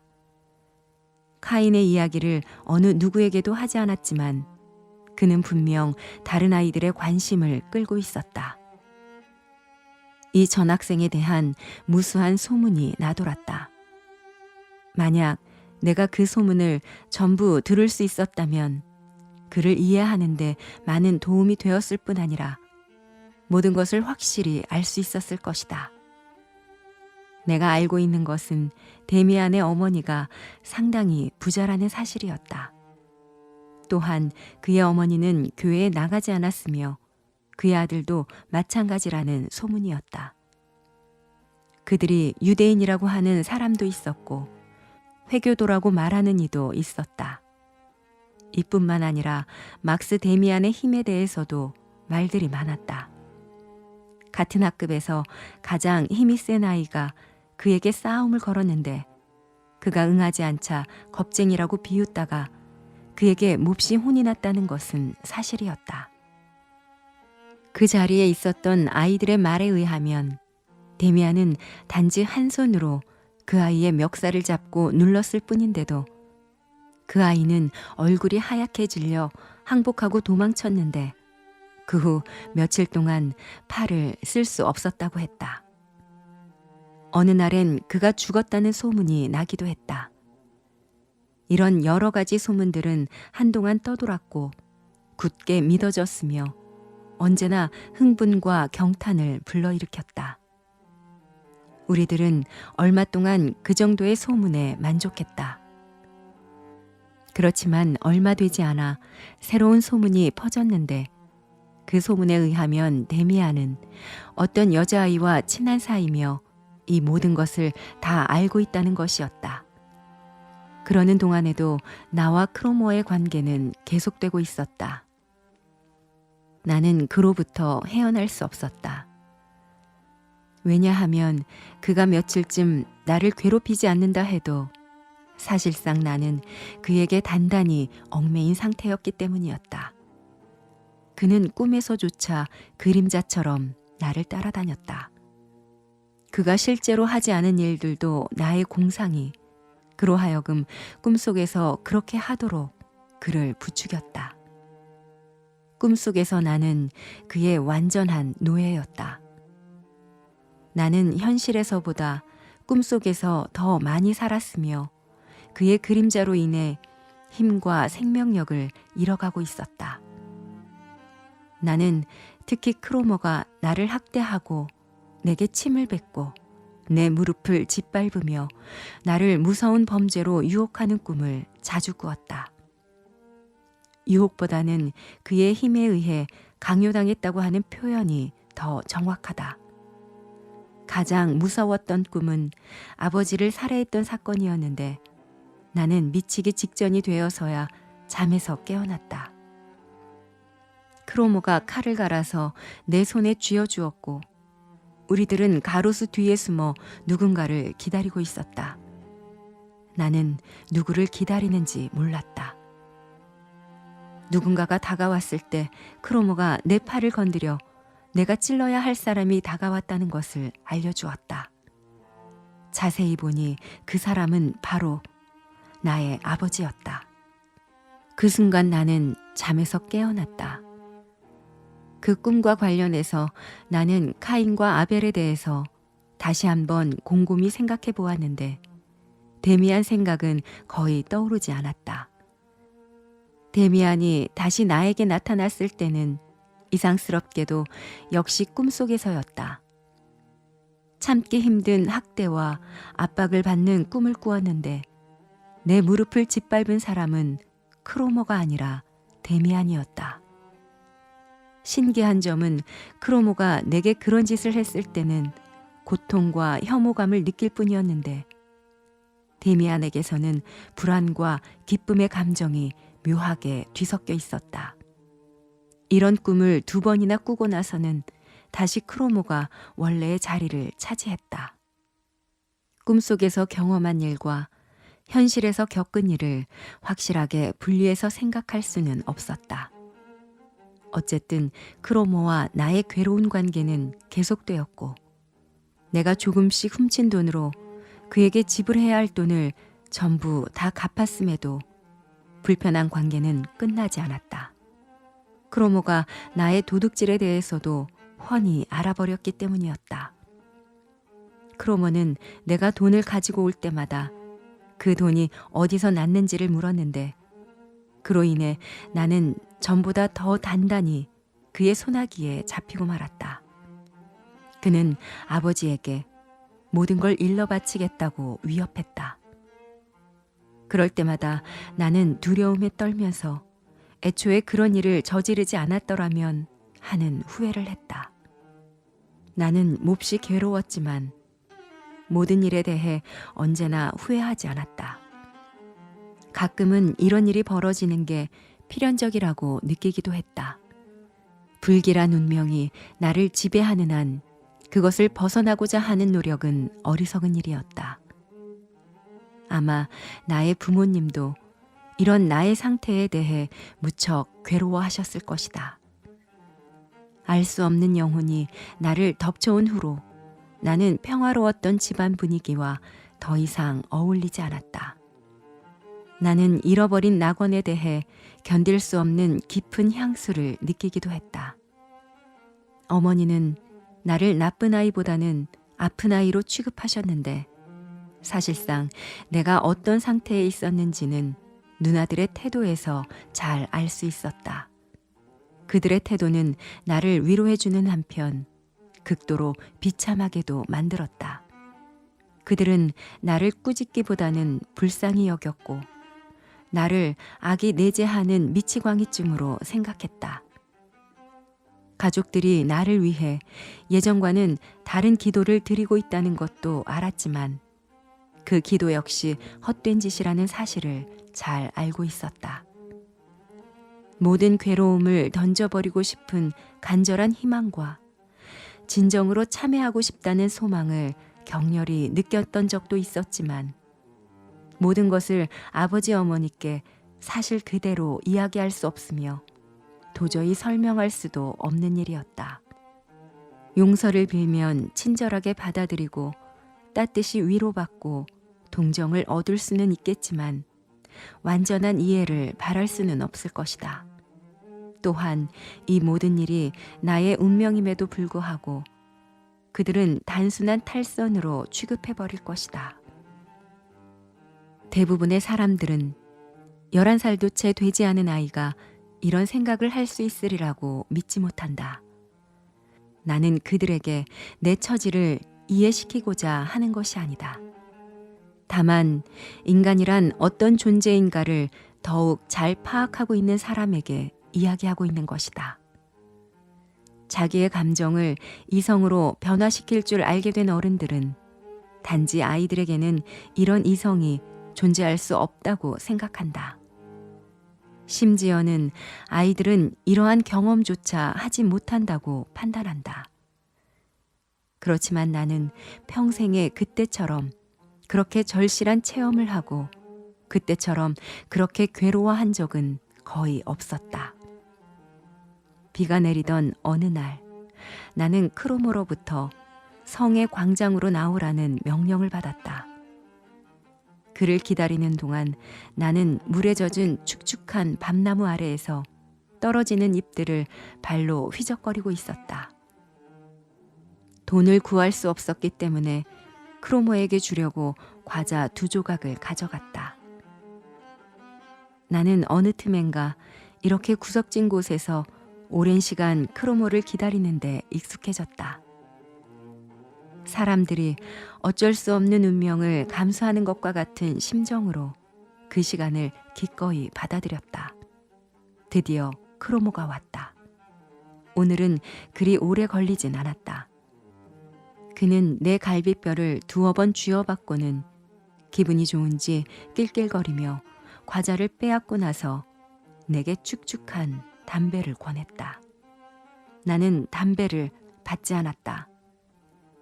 그는 평소와 달리 유난히 친절하게 굴었다.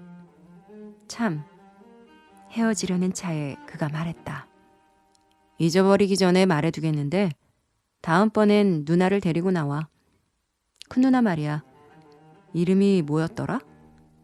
나는 이해할 수 없는 그의 말에 미처 대답도 못하고 서서 놀란 모습으로 멍청이 그를 바라보았다. 내 말 못 알아듣겠어? 네 누나를 데리고 오란 말이야. 알아들었어, 크로모. 하지만 그건 안 돼. 할 수 없어. 누나도 따라오지 않을 거야.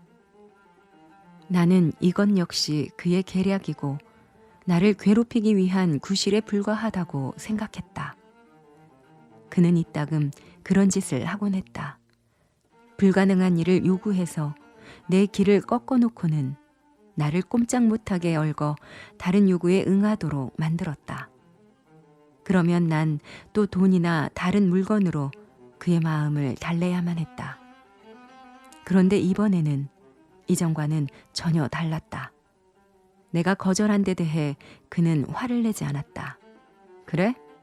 그는 대수롭지 않다는 듯이 말했다. 그냥 잘 생각해보란 말이야. 난 너의 누나랑 사귀고 싶어. 언젠가 기회가 생길 수도 있겠지.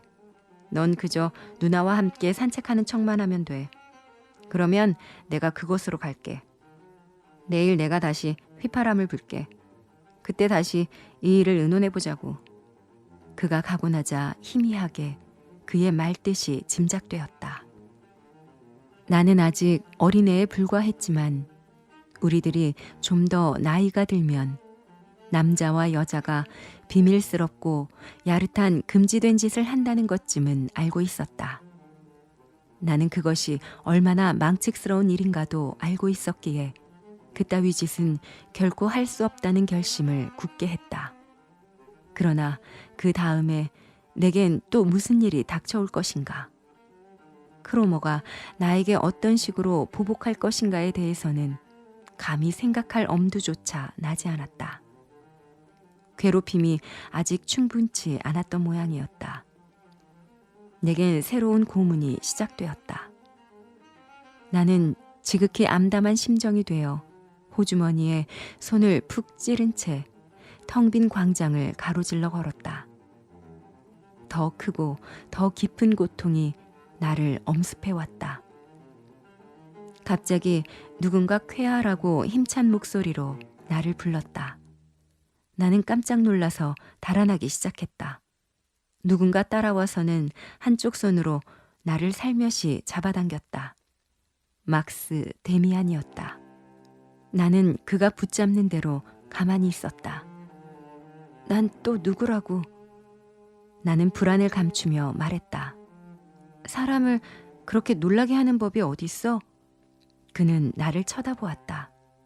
이때처럼 그의 눈빛이 어른스럽고 사람의 마음을 꿰뚫어보는 힘을 가진 것처럼 느껴진 적은 없었다.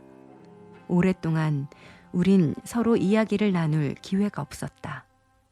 미안해. 그는 정중하고도 분명한 어조로 말했다. 하지만 그렇게 놀랄 것까지는 없잖아. 물론 그래. 그렇지만 놀랄 수도 있어. 그럴 수도 있겠지. 하지만 네가 아무 짓도 하지 않은 사람 앞에서 그렇게 깜짝 놀란다면 그 사람은 좀 이상하다고 생각하고 호기심을 갖게 되겠지.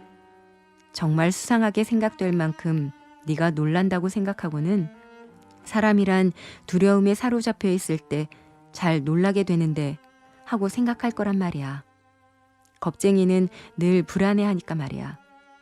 그렇지만 난 네가 그런 겁쟁이라고는 생각하지 않아. 그렇지 않니? 아, 물론 넌 영웅도 아니야.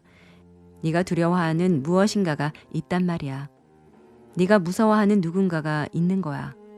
하지만 그런 것은 절대 있어서는 안 돼. 사람이 사람을 두려워한다는 건 말도 안 되는 일이야.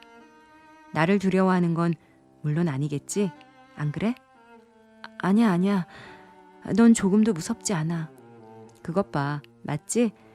그렇지만 넌 누군가를 무서워하고 있지? 난 잘 모르겠어. 제발 그만둬. 무엇 때문에 이러는 거야? 그는 나와 보조를 맞추어 걸었다. 나는 그에게서 도망치고 싶어서 빨리 걷고 있었다. 나는 내 옆 얼굴을 쳐다보는 그의 시선을 느꼈다. 가령 말이야. 그는 다시 이야기를 시작했다. 내가 너에게 호의를 가지고 있다고 하자. 그러면 넌 날 두려워할 필요가 없어. 난 너에게 한 가지 실험을 해보고 싶어. 아주 재밌을 거야. 너도 거기서 무언가를 얻을 수가 있을 거고. 자, 잘 들어봐. 나는 이따금 독심술이라고 하는 걸 시험해 보곤 하지. 요술을 부리는 건 아닌데 그 이치를 모르는 사람에게는 여간 신기한 게 아니거든. 그것으로 사람을 깜짝 놀라게 할 수 있으니까 말이야. 자, 우리 한번 실험해 보자. 내가 너를 좋아하거나 혹은 흥미를 가지고 있다고 해두자. 그래서 이젠 네 마음이 어떤지 알고 싶어진 거야. 난 이미 그것을 시도한 셈이야. 난 너를 깜짝 놀라게 했지. 그러니까 넌 잘 놀란단 말이야. 그건 곧 네가 어떤 물건이나 사람을 두려워하고 있다는 증거야. 어떻게 해서 그렇게 될 수 있는 걸까? 사람은 어느 누구도 두려워해선 안 돼. 그런데도 그 사람이 누군가를 두려워하고 있다면 그건 자기를 지배하는 힘을 그 누군가에게 내주어 버렸기 때문이야. 예를 들어 네가 어떤 나쁜 짓을 했다고 하자. 그런데 다른 사람이 그 일을 알고 있는 거야. 그러면 그는 너를 지배하는 힘을 가지게 되는 거야. 알겠니? 분명한 일이겠지만 그렇지 않니? 나는 어찌할 바를 몰라서 그의 얼굴을 쳐다보았다. 그의 얼굴은 항상 그랬듯이 엄숙하고 영리해 보였고 또 호의를 가진 것처럼 보였지만 다정하기보다는 엄격해 보였다. 정이나 또는 그와 비슷한 무엇이 그의 표정에 깃들여 있었다. 나는 어떻게 된 것인지 잘 알 수가 없었다. 그는 마치 마법사와도 같이 내 앞에 서 있었다. 이해할 수 있겠니? 그는 다시 한번 물었다. 나는 그저 고개를 끄덕일 뿐 아무 말도 할 수 없었다. 독심술이 신기해 보일 거라고 말하긴 했지만 그건 지극히 자연스럽게 되는 거야. 예를 들면 언젠가 우리가 카인과 아벨에 관한 이야기를 나누었을 때 네가 날 어떻게 생각했는지 확실하게 맞춘 것 같아. 그런데 지금은 그 이야기를 할 때가 아니야. 넌 한 번쯤은 내 꿈을 꾸었을 수도 있어. 하지만 그 이야기도 그만두자. 대부분의 아이들은 멍청하기 짝이 없는데 넌 무척 영리한 아이야. 이따금 믿을 만한 영리한 아이와 이야기하는 것을 좋아해. 너도 물론 괜찮겠지? 그래, 괜찮아. 하지만 난 네가 무슨 말을 하는지 잘 모르겠어. 그럼 재미있는 실험을 다시 시작해 볼까? 우린 어떤 소년이 잘 놀란다는 것과 아마도 그는 이 누군가와 매우 불쾌한 비밀이 있는 모양이란 말이야. 대략 들어맞지? 나는 꿈속에서 그랬던 것처럼 그의 목소리와 힘에 압도당하고 있었다. 나는 그저 고개만 끄덕이고 있었다. 지금 그가 하고 있는 이야기는 오로지 나만이 알 수 있는 그런 것이 아닌가. 이렇게 모든 것을 분명하게 알고 있다니 내 자신보다도 더 분명하게 알고 있다니. 데미안은 내 어깨를 힘차게 두드렸다. 그럼 내 말이 맞구나. 나는 그렇게 추리할 수 있었어. 이제 한 가지 질문이 남았어. 조금 전에 너와 헤어진 애는 누구지? 나는 깜짝 놀랐다. 그리고 비밀을 들키고 말았다는 사실이 무척 고통스럽게 느껴졌다. 비밀은 밝은 곳에 드러나기를 원치 않는 법이다. 누구 말이야? 나밖에 아무도 없었는데? 나는 거의 들릴 듯 말 듯한 목소리로 말했다. 프란츠 크로모 말이니?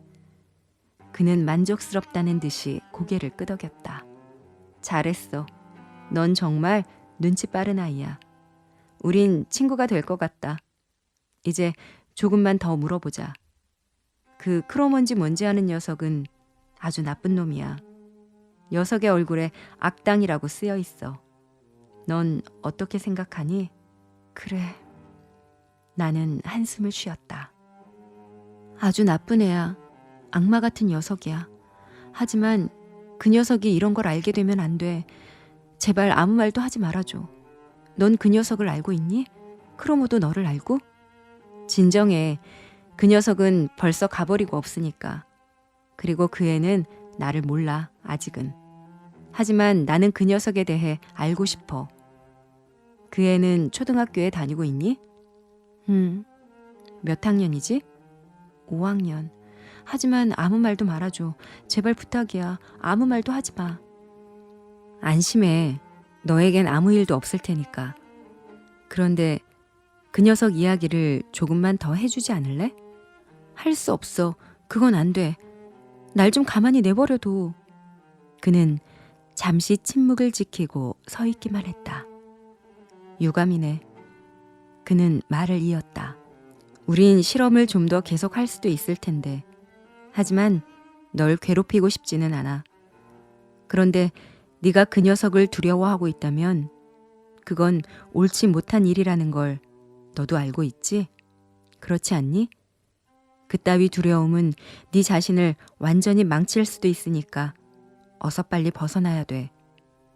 네가 진정한 사내 대장부가 되기 위해선 그따위 것들로부터 벗어날 수 있어야 해. 알았니? 물론 네 말이 옳아. 하지만 어떻게도 할 수가 없어. 정말 모를 거야. 네가 생각하는 것보단 내가 널 더 잘한다는 걸 너도 알잖아. 그 녀석에게 빚이라도 진 거야? 그래, 그렇기도 해. 하지만 그게 제일 중요한 문제는 아니야. 그건 말할 수 없어. 절대로 말할 수 없어. 만일 그 녀석에게 빚진 돈을 내가 대신 갚아준다고 해도 소용없어? 난 갚아줄 만한 돈이 있어. 아니야, 그런 게 아니라니까. 제발 부탁이야. 아무에게도 그런 말은 하지 마. 한마디도. 내 부탁을 들어주지 않는다면 난 무척 불행해질 거야. 날 믿어, 싱클레어. 넌 언젠가 그 비밀을 내게 이야기하게 될 거야. 절대로 그렇게 되지는 않을 거야. 나는 성급하게 외쳤다. 너 좋을 대로 해. 시간이 좀 지난 뒤라면 아마 내게 이야기할 거라고 믿어. 물론 네 스스로 말이야. 설마 내가 너에게 크로모 같은 짓을 하리라고 생각하는 건 아니겠지? 물론 그렇지 않아. 하지만 넌 그 일에 대해서는 아무것도 모르잖아. 그래, 아무것도 모르지. 난 그저 그것에 대해 생각해 봤을 뿐이야. 나는 절대로 크로모와 같은 짓은 하지 않아. 그건 믿을 수 있겠지? 너는 내게 아무것도 빚진 게 없잖니. 한참을 묵묵히 서 있는 동안 나의 마음이 진정되었다. 그러나 데미안이 어떻게 그 일을 알게 되었을까 하는 것이 점점 더 궁금하게 여겨졌다. 난 이제 집으로 가야겠어. 그는 이렇게 말하며 거칠게 짠 모포로 만든 외투깃을 여몄다. 이왕 여기까지 이야기했으니까 한마디만 더 할게. 너는 그 녀석으로부터 벗어나야 해. 다른 방법이 없다면 그 녀석을 죽여버려. 네가 그렇게 한다면 난 무척 놀라면서도 통쾌할 거야. 나도 도와줄게. 갑자기 새로운 불안에 휩싸였다. 카인의 이야기가 갑자기 머리에 떠올랐고 나는 두려움에 몸을 떨다가 조용히 울기 시작했다. 너무도 끔찍한 일들이 나를 둘러싸고 있다는 생각에 견딜 수가 없었다. 그럼 좋아. 막스 데미안이 미소를 지었다. 집으로 가자. 우린 틀림없이 그 녀석을 해치우게 될 거야. 때려 죽이는 것이 가장 간단하긴 해. 그런 문제를 해결하는 데는 가장 간단한 방법이 가장 최선인 법이지. 네가 그 녀석의 소나기에 있다는 건 결코 좋은 일이 아니야. 나는 집으로 왔다. 1년쯤이나 집을 떠나 있었던 것처럼 느껴졌다. 모든 것이 달라진 듯했다. 나는 크로모 사이에 뭔가 미래랄까 희망 같은 것이 보이기 시작했다. 나는 더 이상 고독하지 않았다. 이제야 나는 이 비밀로 인해 지난 몇 주 동안 얼마나 무섭도록 외로웠던가를 확실히 느꼈다. 나는 그동안 여러 차례 고민했던 일을 떠올렸다. 그것은 내가 부모님께 나의 잘못을 모두 말하고 용서를 구하는 일이 나의 괴로움을 좀 가볍게 할지는 모르지만 결코 완전히 구원받을 수는 없다는 생각이었다. 그러나 바로 조금 전 나는 다른 낯선 사람에게 고해를 할 뻔했고 그렇게 한다면 나는 구원을 받을 수 있다는 강한 예감을 느꼈다. 그럼에도 불구하고 나의 이러한 불안은 오랫동안 극복되지 못했다. 그러나 나는 이제야 크로모와의 길고도 괴로운 투쟁을 벌일 각오를 하고 있었다. 만사가 아무 문제 없이 그렇게 평화롭게 진행된다는 게 신기할 따름이었다. 우리 집 앞에선 언제나 날카롭게 들려오곤 하던 크로모의 휘파람 소리가 하루가 지나고 이틀, 사흘, 일주일이 지나도록 들리지 않았다. 나는 그 사실이 믿기지 않았다. 그래서 그가 전혀 예기치 않은 어느 순간에 갑자기 나타나는 것은 아닐까 하며 조바심치며 불안했다. 나는 내게 주어진 이 놀라운 자유를 믿을 수 없었다. 자유에 대한 불안감은 어느 날 프란츠 크로머를 우연히 만났던 순간까지 계속되었다. 그는 사일러 거리에서 내가 있는 방향으로 걸어오고 있었다. 그는 나를 보자 흠칫 놀라더니 얼굴을 잔뜩 찌푸린 채 나를 피해 그대로 되돌아서 가버렸다. 전혀 상상조차 못한 일이었다. 나의 적이 내 앞에서 달아나다니, 악마가 내게 겁을 먹다니, 기쁨과 놀라움이 내 가슴을 뚫고 지나갔다. 그 무렵의 어느 날 데미안이 내게 나타났다. 그는 학교 앞에서 나를 기다리고 있었다. 안녕? 나는 데미안에게 인사했다. 안녕 싱클레어. 어떻게 지내는지 보고 싶었어. 크로모도 이젠 널 괴롭히지 않을걸? 그렇지? 네가 그렇게 했구나. 도대체 어떻게 한 거야? 난 뭐가 뭔지 모르겠어. 그 녀석은 전혀 보이지 않아. 잘 됐군. 만일 그 녀석이 언제든 다시 나타나면, 그러지는 못할 거라고 생각하지만 그 녀석은 워낙 뻔뻔스런 녀석이니까. 그럼 그 녀석에게 그저 데미안을 기억하라고만 말해. 그게 무슨 상관이 있는 거지? 그 녀석과 한판 붙어서 때리기라도 한 거야? 아니, 난 싸움을 좋아하지 않아. 난 그저 너하고 그랬던 것처럼 그 녀석과 얘기했을 뿐이야. 널 가만히 내버려 두는 게 그 녀석의 신상에 이롭다고 분명히 말해주었지. 설마 그 애에게 돈을 주진 않았겠지? 아니야. 그런 방법이라면 이미 네가 충분히 해봤잖아. 나는 그에게 좀 더 자세히 물어보고 싶었지만 그는 되돌아가 버렸다. 나는 감사와 두려움, 경탄과 불안감, 호감과 반항심 등이 이상하게 뒤엉킨 옛날부터 그에 대해 느껴왔던 가슴 답답함을 느낀 채 혼자 덩그러니 남아 있었다. 나는 다시 그를 만나 모든 일에 대해서, 또한 카인의 문제에 대해서까지도 더 많은 이야기를 해야겠다고 생각했다. 그런데 그렇게 되진 않았다. 감사의 마음이란 어찌 되었든 내가 지닌 미덕이라고 할 수는 없고, 더욱이 어린아이에게 그것을 요구한다는 것은 위선적인 일이다. 그래서 나는 데미안에게 취했던 내 자신의 배은망덕한 행위를 그다지 탓하지는 않는다. 만일 그가 크로모의 소나기로부터 나를 구해주지 않았다면 나는 평생 병들고 타락해버렸으리라고 확신한다. 그 당시로서도 이 해방감을 내 소년기의 최대의 체험이라고 생각했지만 막상 해방을 시켜준 사람에 대해선 기적이 이루어지기가 무섭게 잊어버렸던 것이다. 이미 말했듯이 배응망덕이란 내게 있어서 결코 이상스러운 일은 아니었다. 이상스러운 일은 내가 그 일에 대해 전혀 호기심을 갖지 못했다는 것이다. 데미안을 통해 알게 된 비밀에 관해서 더 자세히 알아보지도 않은 채 어떻게 단 하루라도 편안하게 지낼 수 있었던가.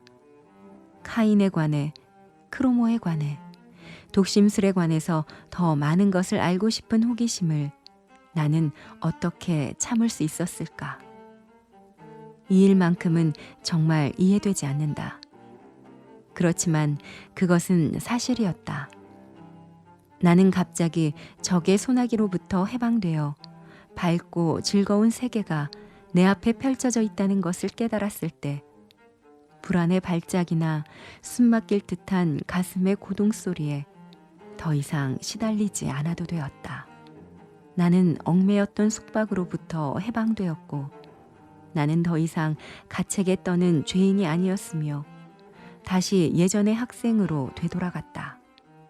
나의 본성은 가능한 한 빨리 이전의 균형과 평온 속으로 되돌아오려고 애썼고 무엇보다도 그 끔찍했던 일들과 고통스럽던 일들을 빨리 잊기 위해 노력했다. 나의 죄와 깊고 긴 고통의 날들은 흔적 하나 남김없이 내 기억에서 사라져갔다. 잊어버리려 한 것은 단지 그것뿐 아니라 나를 도와주고 구원해준 사람에 대해서도 마찬가지였다. 내가 왜 이렇게 했는지는 이제는 이해할 수 있다. 저주받은 죄의 구렁텅이 속에서 크로모에게 당한 몸서리 쳐지는 수모에서 상처를 입은 영혼이 모든 힘과 노력을 다해 이전에 행복하고 만족스러웠던 세계로 도망쳤던 것이다. 나를 향해 다시 활짝 문을 연 낙원으로, 아버지와 어머니의 밝은 세계로, 누나들에게로, 좋은 향기와 아벨에 대한 신의 사랑이 존재하는 곳으로 나는 되돌아왔다. 데미안과 짧은 이야기를 나눈 그 다음 날, 되찾은 자유에 대해 완전한 확신이 서고 그런 일이 다시 생길 거라는 염려를 내려놓게 되었을 때 나는 열렬히 갈망했던 일을 했다. 용서를 빌었던 것이다. 나는 어머니께 자물쇠가 부서지고 진짜 돈 대신 장난감 돈이 들어있던 저금통을 내보이며 얼마나 오랫동안 나의 어리석은 거짓말 때문에 못된 아이에게 시달림을 받아왔는지를 고백했다. 어머니는 그 모든 것을 다 이해하시지는 못했지만 저금통과 달라진 내 눈빛과 달라진 내 목소리로 내가 병에서 회복되어 다시 어머니의 아들로 되돌아왔음을 알아차렸다. 나는 몹시 흥분되어 내가 다시 밝은 세계로 돌아온 것에 대해 축제를 벌이고 방탕하에 귀향식을 거행했다. 어머니는 아버지에게로 나를 데리고 갔다. 다시 이야기가 되풀이되고 질문과 놀라움이 쏟아졌다. 아버지와 어머니는 내 머리를 쓰다듬어 주며 오랫동안 처했던 곤란한 상황에서 벗어나게 됐음에 안도의 한숨을 내쉬었다. 모든 것이 멋지게 이루어졌으며 잘 짜인 이야기처럼 기막히고 조화롭게 해결되었다. 나는 진심으로 이 조화 속으로 도망쳐 들어갔다. 평화와 양친의 신뢰를 되찾았다는 건 싫어할 수 없는 일이었다. 나는 모범적인 아들이 되었고 옛날보다 누나들과 더 잘 어울렸으며 기도를 드릴 때에는 구원을 받은 자와 회개한 자의 감사에 넘친 심정으로 내가 좋아하던 찬송가를 함께 불렀다. 그것은 진심에서 우러난 찬송이었고 조금의 거짓도 없었다. 그렇지만 모든 게 완전히 안정된 것은 아니었다. 내가 데미안을 잊으려 했다는 사실은 바로 이 점에서 설명할 수 있다. 데미안에게도 나는 참회했어야만 했다. 그 참회는 그럴듯하게 과장되거나 감동적이지는 않겠지만 참회를 했어야만 더 큰 해방감을 느낄 수 있었을 것이다. 지금 나는 온 힘을 다해 옛날의 낙원으로 돌아왔고 자비롭게 받아들여졌다. 그러나 데미안은 이 세계에 속하지도 않았고 이 세계에 어울리지도 않았다. 물론 그는 크로모와는 달랐지만 어떤 의미로는 그 또한 유혹자였으며 내가 알고 싶어 하지 않았던 다른 나쁜 세계에 대해 눈뜨게 했다. 이제 겨우 아벨로 돌아와 있는 상태에서 또다시 아벨을 버리고 카인을 찬미하는 것에 협조할 수 없었으며 원하지도 않았다. 이것은 표면적 이유였다. 그러나 속사정은 달랐다. 나는 크로모의 손에서 해방되었지만 내 스스로의 힘으로 얻은 자유는 아니었다. 나는 이 세상의 좁은 길을 곧바로 걷기 위해 애썼지만 그 길은 내겐 너무 위험했다. 다행히 친절한 손이 나를 붙들어 위험에서 구해주었기 때문에 지금 나는 더 이상 한눈 파는 일 없이 어머니의 품, 경건하고 따스했던 어린 시절의 안락한 보금자리 속으로 되돌아왔다. 나는 실제보다 더 어리고 더 의존적이었으며 더 어린애처럼 굴었다. 크로모에게 고분고분 따랐던 나는 독립심을 상실하여 다시 새로운 누군가의 지시를 받을 필요가 있었다.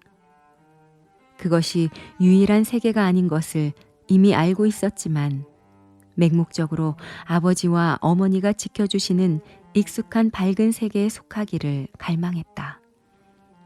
그것이 유일한 세계가 아닌 것을 이미 알고 있었지만 맹목적으로 아버지와 어머니가 지켜주시는 익숙한 밝은 세계에 속하기를 갈망했다. 그렇지 않았더라면 나는 데미안에게 의지하고 그에게 내 자신을 맡겨야만 했을 것이다. 내가 그렇게 하지 않은 것은 그 당시에 나에게는 지극히 정상적인 그의 이단적인 사상에 대한 불안감 때문인 듯했다. 또한 두려움 때문이었다.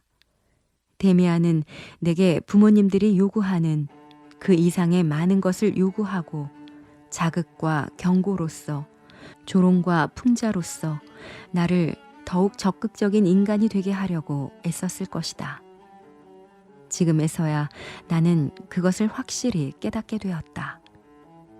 인간에게 있어서 자기 자신에게로 다가서는 일보다 더 어려운 일은 없다는 것을. 약 반년이 지난 어느 날 산책길에서 나는 아버지에게 아벨보다 카인이 더 좋은 사람이라는 의견에 대해 어떻게 생각하는지 여쭤보았다. 아버지는 대단히 놀라면서 그러한 견해는 조금도 새로운 점이 없다고 설명해 주었다. 그 견해는 원시 기독교 시대 때부터 시작되어 여러 종파에 의해 전도되어 왔는데 그 종파 가운데 하나가 바로 카인 교파였다. 그러나 이러한 이단적인 사상은 우리의 믿음을 파괴하려는 악마의 기도일 뿐이다. 왜냐하면 만일 사람들이 카인이 옳고 아벨이 부정하다고 믿게 된다면 신이 잘못을 저지른 것이 되고 따라서 성경의 신은 올바른 유일신이 아니라 그릇된 신이라는 결론이 나오기 때문이다. 따라서 성경의 신은 올바른 유일신이 아니라 그릇된 신이라는 결론이 나오기 때문이다. 실제로 카인 교파들은 그와 비슷한 견해를 주장했다. 그러나 이런 이교도들은 먼 옛날에 사라졌고 그럼에도 불구하고 나의 학교 친구가 그런 것에 대해 알고 있다는 사실을 아버지는 이상하게 생각했다. 그리고 이런 생각은 단연코 배척해야 한다고 엄숙히 경고하셨다.